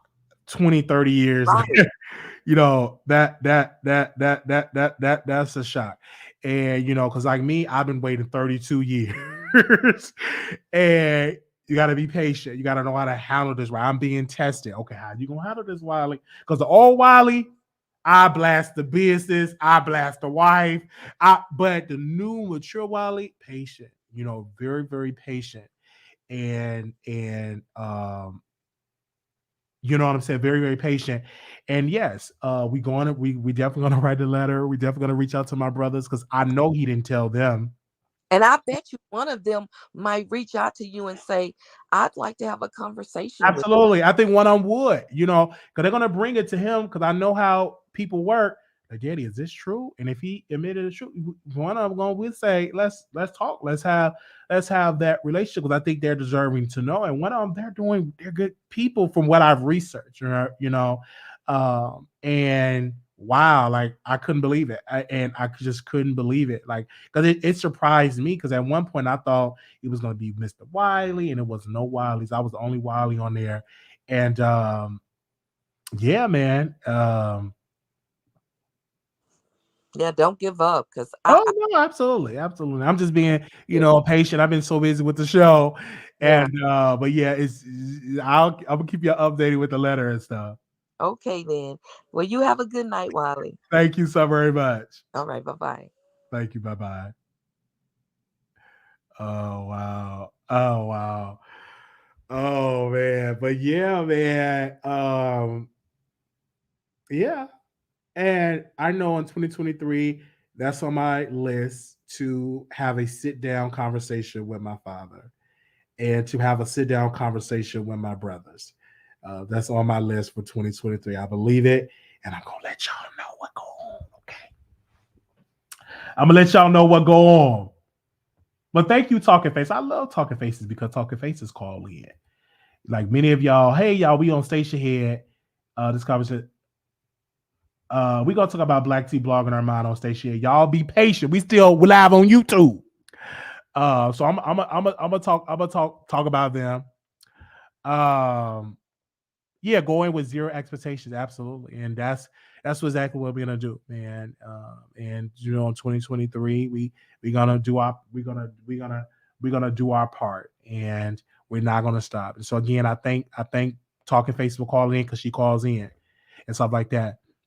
If the dad doesn't respond, reach out to the brothers. Oh, I will be reaching out to the brothers. They're grown men, so I will be reaching out to them as well, most definitely. If he don't respond, absolutely, and I will keep y'all updated. I will keep y'all updated.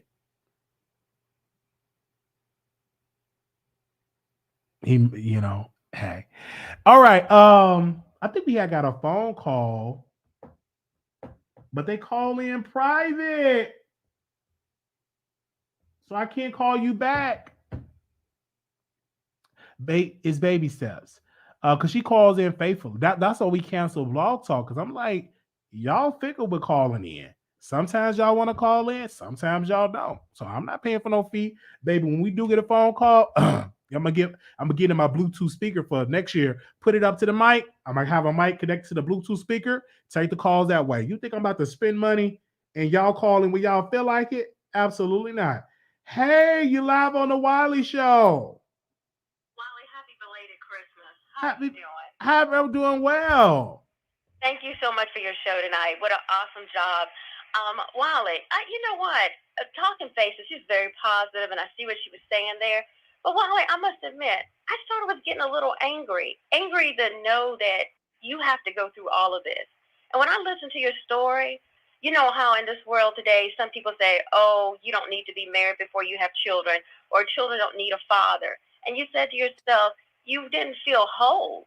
And I kept thinking, and I know you don't put down your mom or your dad about their actions because you've been through things, but it's almost like it seems sometimes like it's some sort of setup for children in a way when they come in a situation, if people are careless in their actions, whereas that you don't know who the father is, you don't know who their mother, or sometimes some people don't even know who their mom is.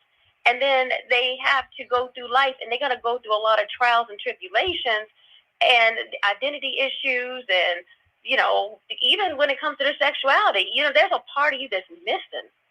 And then all of a sudden, here you, a kind person, you want to reach out to this person. But then, like you said, then there is this rejection that could happen, or you feel it already. And sometimes you feel that rejection before anybody says anything to you because as a child, and you are, even as a male child, one of the things you miss most is having a dad, even if you have a stepfather. I've learned with kids, you can be a parent that steps in for another parent, but nothing's like your real parent. I mean, because that DNA flows in you. And I know a lot of people said this can be long-winded, but I I hope agree. what I agree because I had a stepfather and I knew that he wasn't my father. And it was a mm-hmm. disconnect because when they asked me, "Where your kids?" Oh, these are my kids, but this is my stepchild. So automatically, as a child, I knew I was different. And everybody had a different. They had the same last name because my mom, she was married to my stepfather. They all had the Barksdale name, and I had Wiley. So I was already an outcast. And so, you know, even with a step parent, you still going to wonder where is my real father or mother. You're going to have that thought, and you're going to want to know. Some people don't, but most they're gonna want to know. Oh yeah, and I'll be honest with you, Wally. When I see sometimes how even we in the Black community can treat one another, a lot of that there are people that know their parents and they have a hard time. They feel the spirit of rejection from it, and then you think to yourself, if they can feel that, think about a child that doesn't know. And I think that's why we respond to each other the way we do. There's so many there's so many children don't feel whole. They lack it. Hey, I know when I was listening to that thing with Malago Grahams and Armon Wiggins, and one of the things he kept saying about how he wished women understood what they deserve, that they didn't have to, take on a project or a struggling person. But a lot of times, depending on what kind of what kind of relationships a child sees growing up or lack of, they feel like they need to get some sort of love in some sort of way.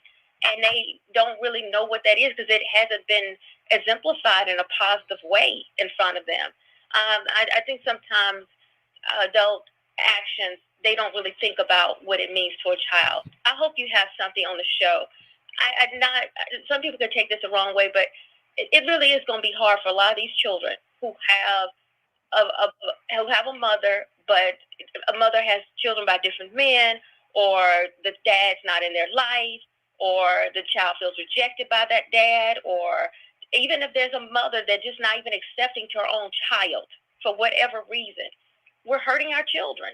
And yes, you have a good heart and you're forgiving, but there's still something that's happening, Wiley, that is tearing up our community.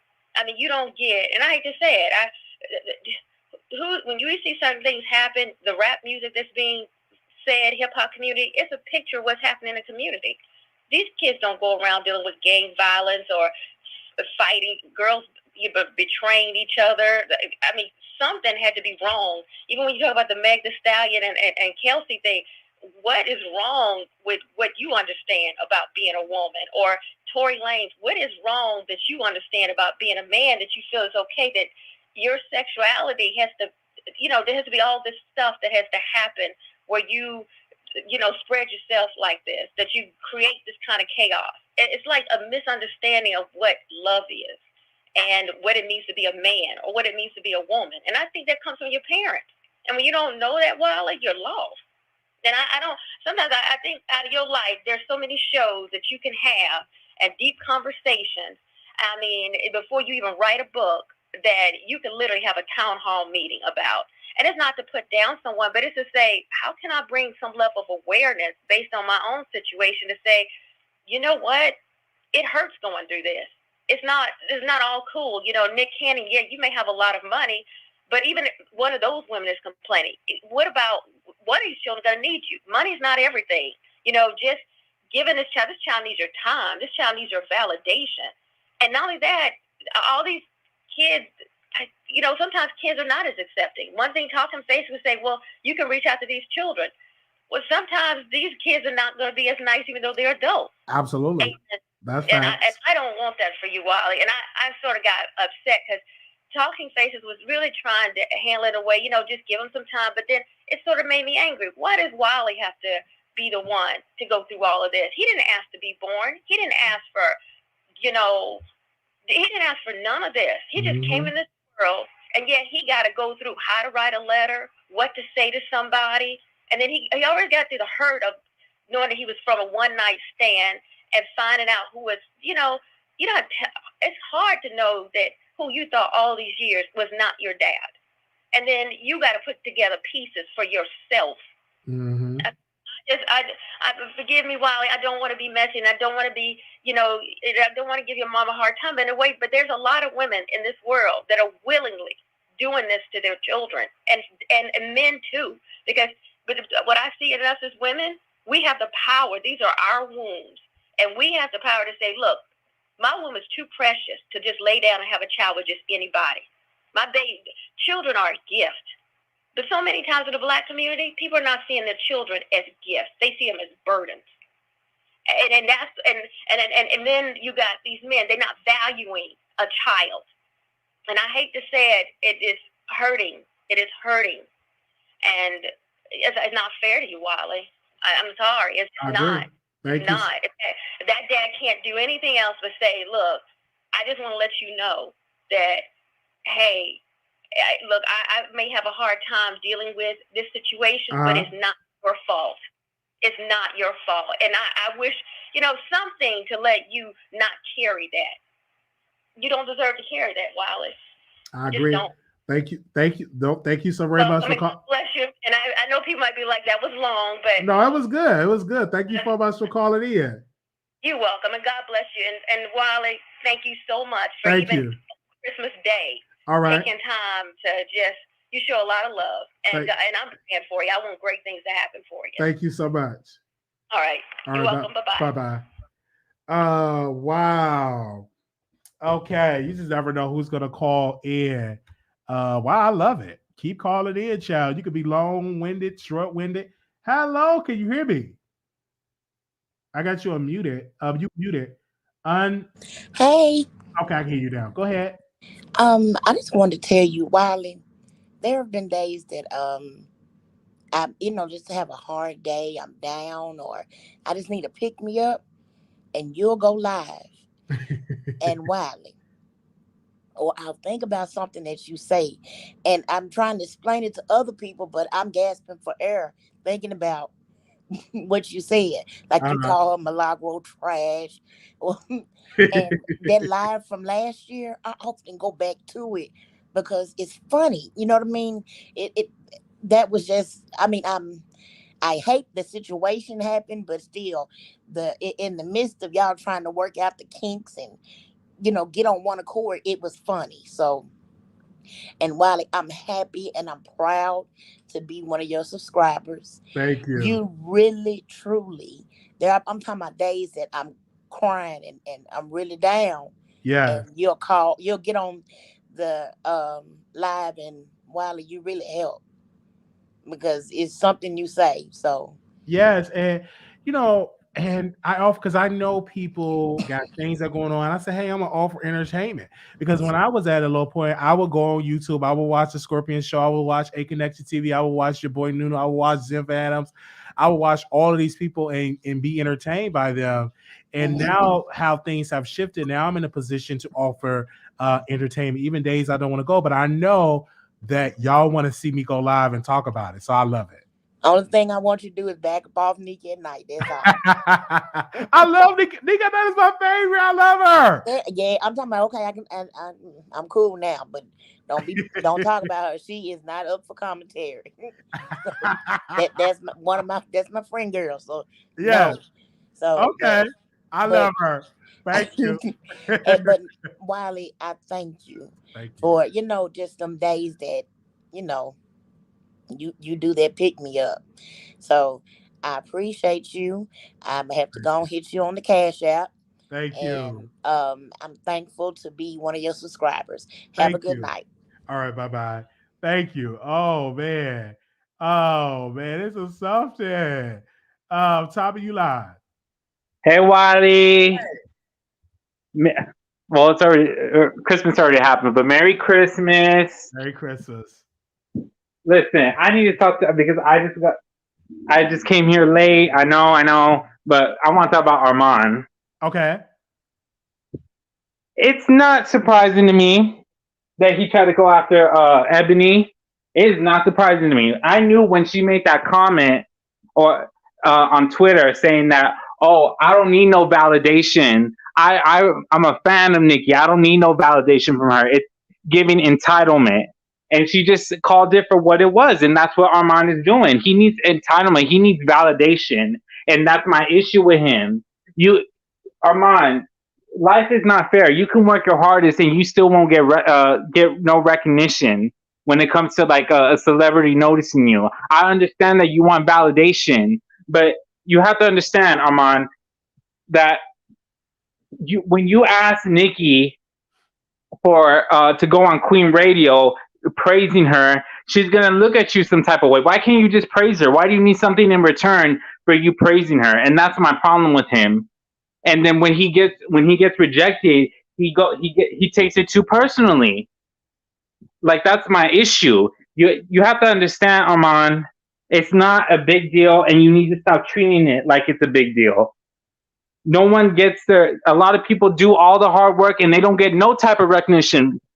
You know what I'm saying? So it's like you have to stop and just think about building relationships. If you just praise her, you don't need to be you don't need to be asking for, I want to go on Queen Radio. You give me can I be on the episode of Queen Radio? Like, Armon, quit it. Cut it out. Like, stop. I understand that Cardi, and the same thing with Cardi. They both can't take criticism.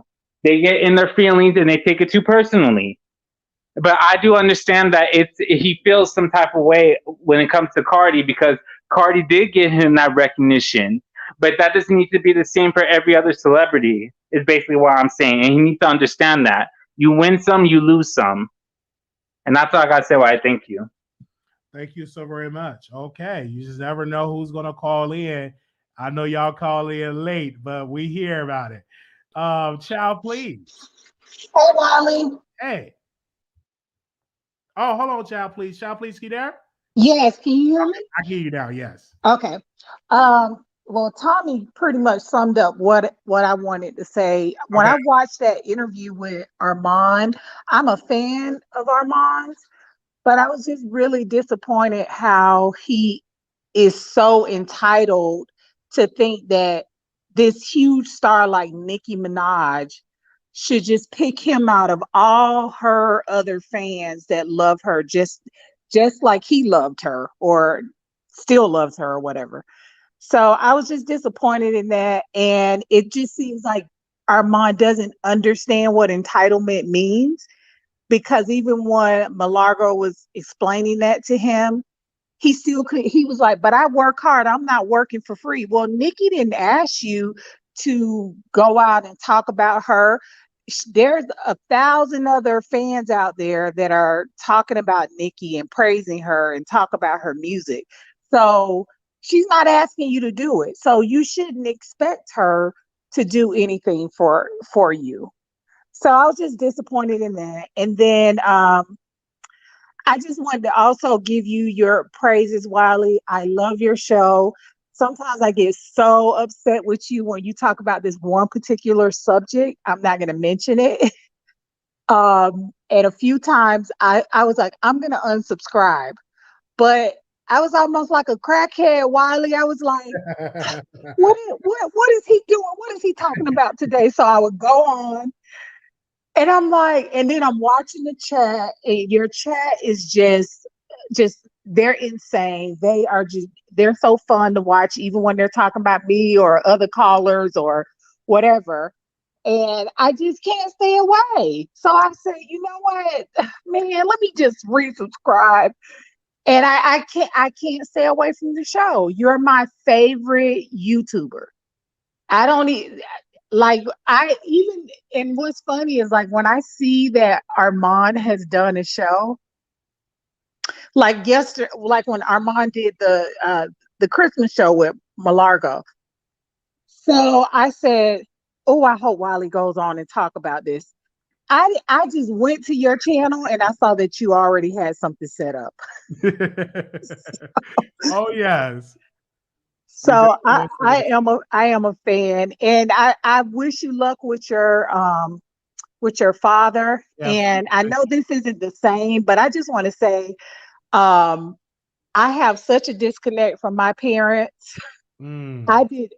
My mom and I, we look like twins. I feel like I don't look like my father, but most of my life, I was like, I don't believe he's my dad. And before these Ancestry, these websites where you could do DNA, when I was like in the 10th grade, this is like in the 90s, I was thinking to myself, I'm going to take some of my dad's hair and save money and get some kind of DNA test, because he just cannot, he's just so corny. I'm in the 10th grade, I'm just like, he cannot be my dad. And I would constantly say that. I would say that to like his nieces, and they're like, that's your dad. And finally I did 23andMe, and I still believed all the way into my 40s that he wasn't my dad. So I did 23andMe, and I'll be damned, like a bunch of his relatives came up on the 23andMe. So I said, well, he's my dad. But there's like a total disconnect. And I feel bad saying that with, people who definitely want like a relationship with a parent. But for me, I'm just like, gosh, I'm good. Like, but my dad wants that closeness, wants that father-daughter relationship because I'm the best out of all the kids. And my mom does too, but my mom has like 4 baby daddies. But but I wish you the best, and I believe that one day you'll get that relationship, or you'll get that connection that you want with your real father. Absolutely. Thank you. Thank you Thank for that. you. Okay. Love you. Love you too. Bye, Wiley. Bye bye. Thank you. Somebody said Natalie K sent a super sticker of $20. Thank you so very much. Y'all also sending cash up, so I thank y'all so very much. Her, you there? Hi. Hi. How you doing, Wiley? Doing wonderful. Okay, so I just have a question. I'm not sure like what anybody else got from the interview with Malago Grams and Armon, but Uh-huh. this is what I want to ask you. Do you feel like Armon was being entitled, or he was actually saying that he would kiss Nikki's feet and say how great of an artist she was, and then she would never recognize and say like, "Oh, thank you for supporting me, babe. Thank you for being a barb." But as soon as he said something about Kenneth Petty, she went left and she unfollowed him. Do you feel as though he was basically breaking it down, saying that, hey, like I went hard in the paint for your music, like, but I do still have the same opinion that your husband is, whatever, whatever, whatever. Do Uh-huh. you feel like that was wrong, or do you feel like he was just being entitled? I feel like it was wrong. You got to understand, celebrities are real people, and I don't think that Nikki will want to have you follow a person that said that about her husband because it make her look weak. Like, whoa, you follow somebody that said I'm a predator and all of that. So I think that Armand have to understand that you have losses. Just like I criticize him, I don't expect him to follow me. So no matter how I uplift him and have his back, because I do criticize him when he deserves to be criticized. So he have to have that same energy when he's criticizing Nicki Minaj and criticizing her husband particularly. So it is what it is, because he don't befriend people that criticize him. He don't like it. He unfollow people. He in friendships when things don't go his way. So you must have that same respect for Nicki. And you're right about that. Like, that's absolutely true, because I do feel like if you do go against Armand, he will have something negative to say about it. And he'll be like, oh, I don't fool with her. Like, I'm not fooling with that girl. Like, that girl is, whatever, whatever. Because But I do feel. he did the same thing to his friend because he teamed up with Jason Lee, Jaguar Wright, and he said, I don't have friends on YouTube because my friends don't hang out with Tasha K and Jaguar Wright and Jason Lee. You know what I'm saying? But yeah, he could do what he do. But if people do it to him, he ends that relationship. So you should understand why Nicki Minaj unfollows you. No matter Yeah, how and you trash you're her right husband. about that.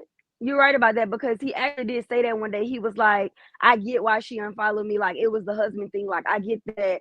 But I do feel like, and this is just my opinion, and I'm, not a barb, not a whatever, whatever, Cardi, but I feel like, though, as Cardi, you say negative things about her, and like, she'll be like, ha ha ha, yeah, whatever, bitch, and she'll just laugh it off.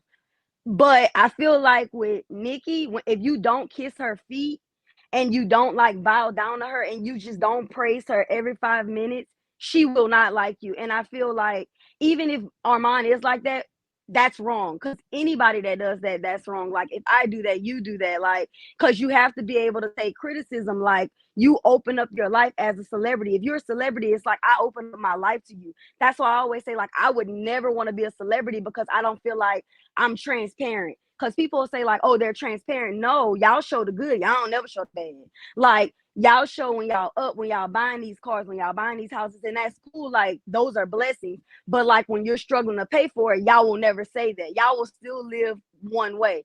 But I just wanted to say, like, I just feel like anybody that's like that is not right. And I feel like he was just basically saying that, like, if I praise you, it's cool when I praise you, but then once I say one negative thing about you, you hate me and I'm just a bad person.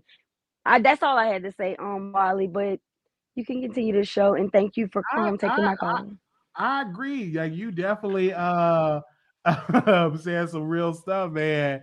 Thank you so very much. And again, I'm not shocked, but thank you so very much for calling to the show. Hopefully you subscribe. I think this is your first or second time calling in.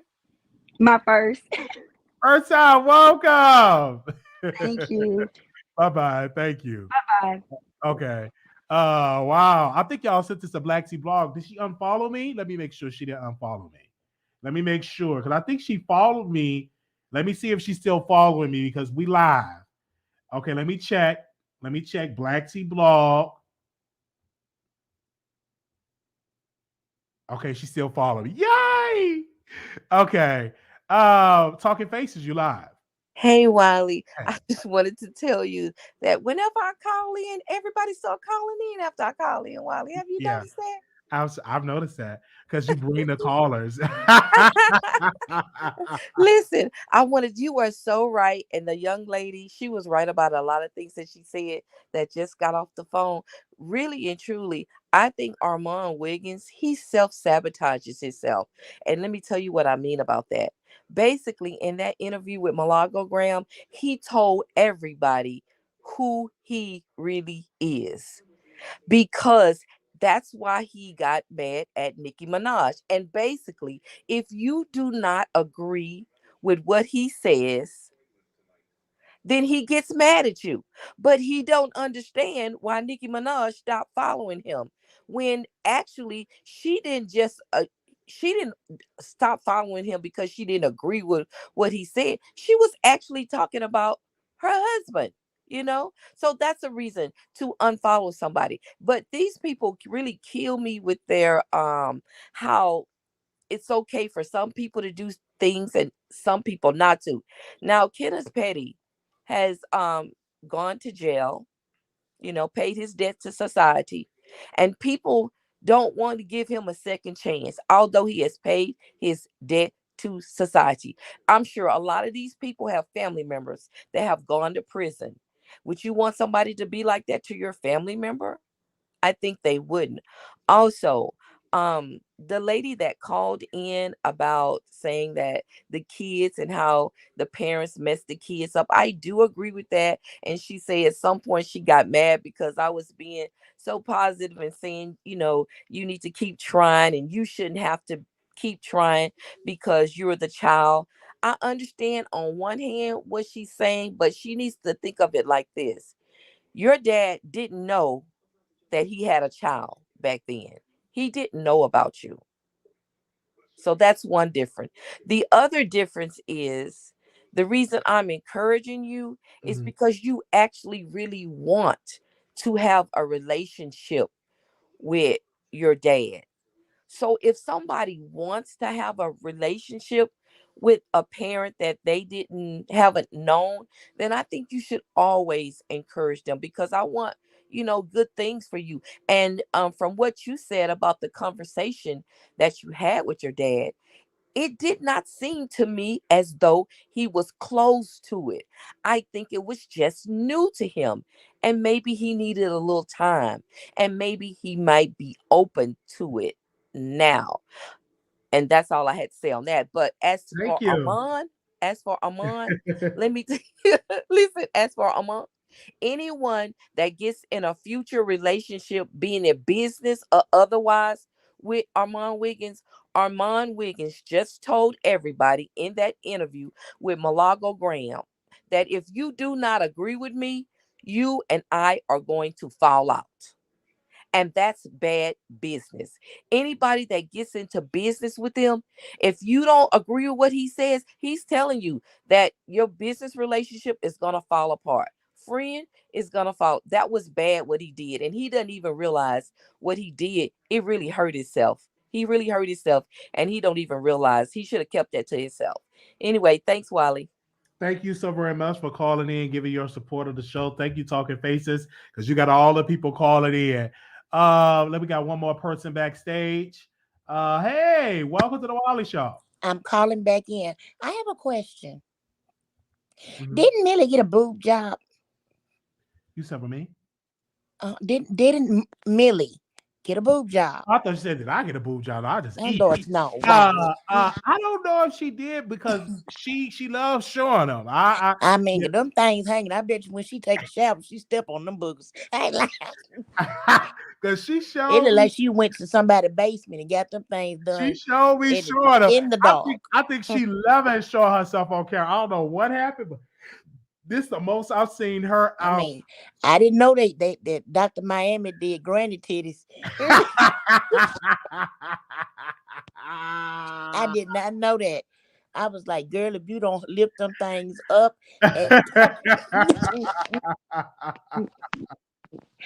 I know she stepped on them. I know, and she could have hit Tori.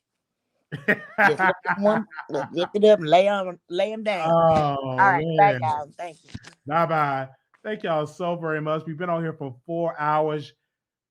I don't think we have done a 30-minute show in so long. Thank y'all so very much. Thank y'all for some cash app and supporting our show. We're gonna see y'all later. See y'all on the after show. Make sure y'all subscribe. Leave us a comment because I know y'all gonna drag me in the comments. And I can't wait to like your comment. Y'all be blessed. Peace. See y'all on Station Head, okay? For about 10 minutes. I'll be on there for a couple of minutes. All right.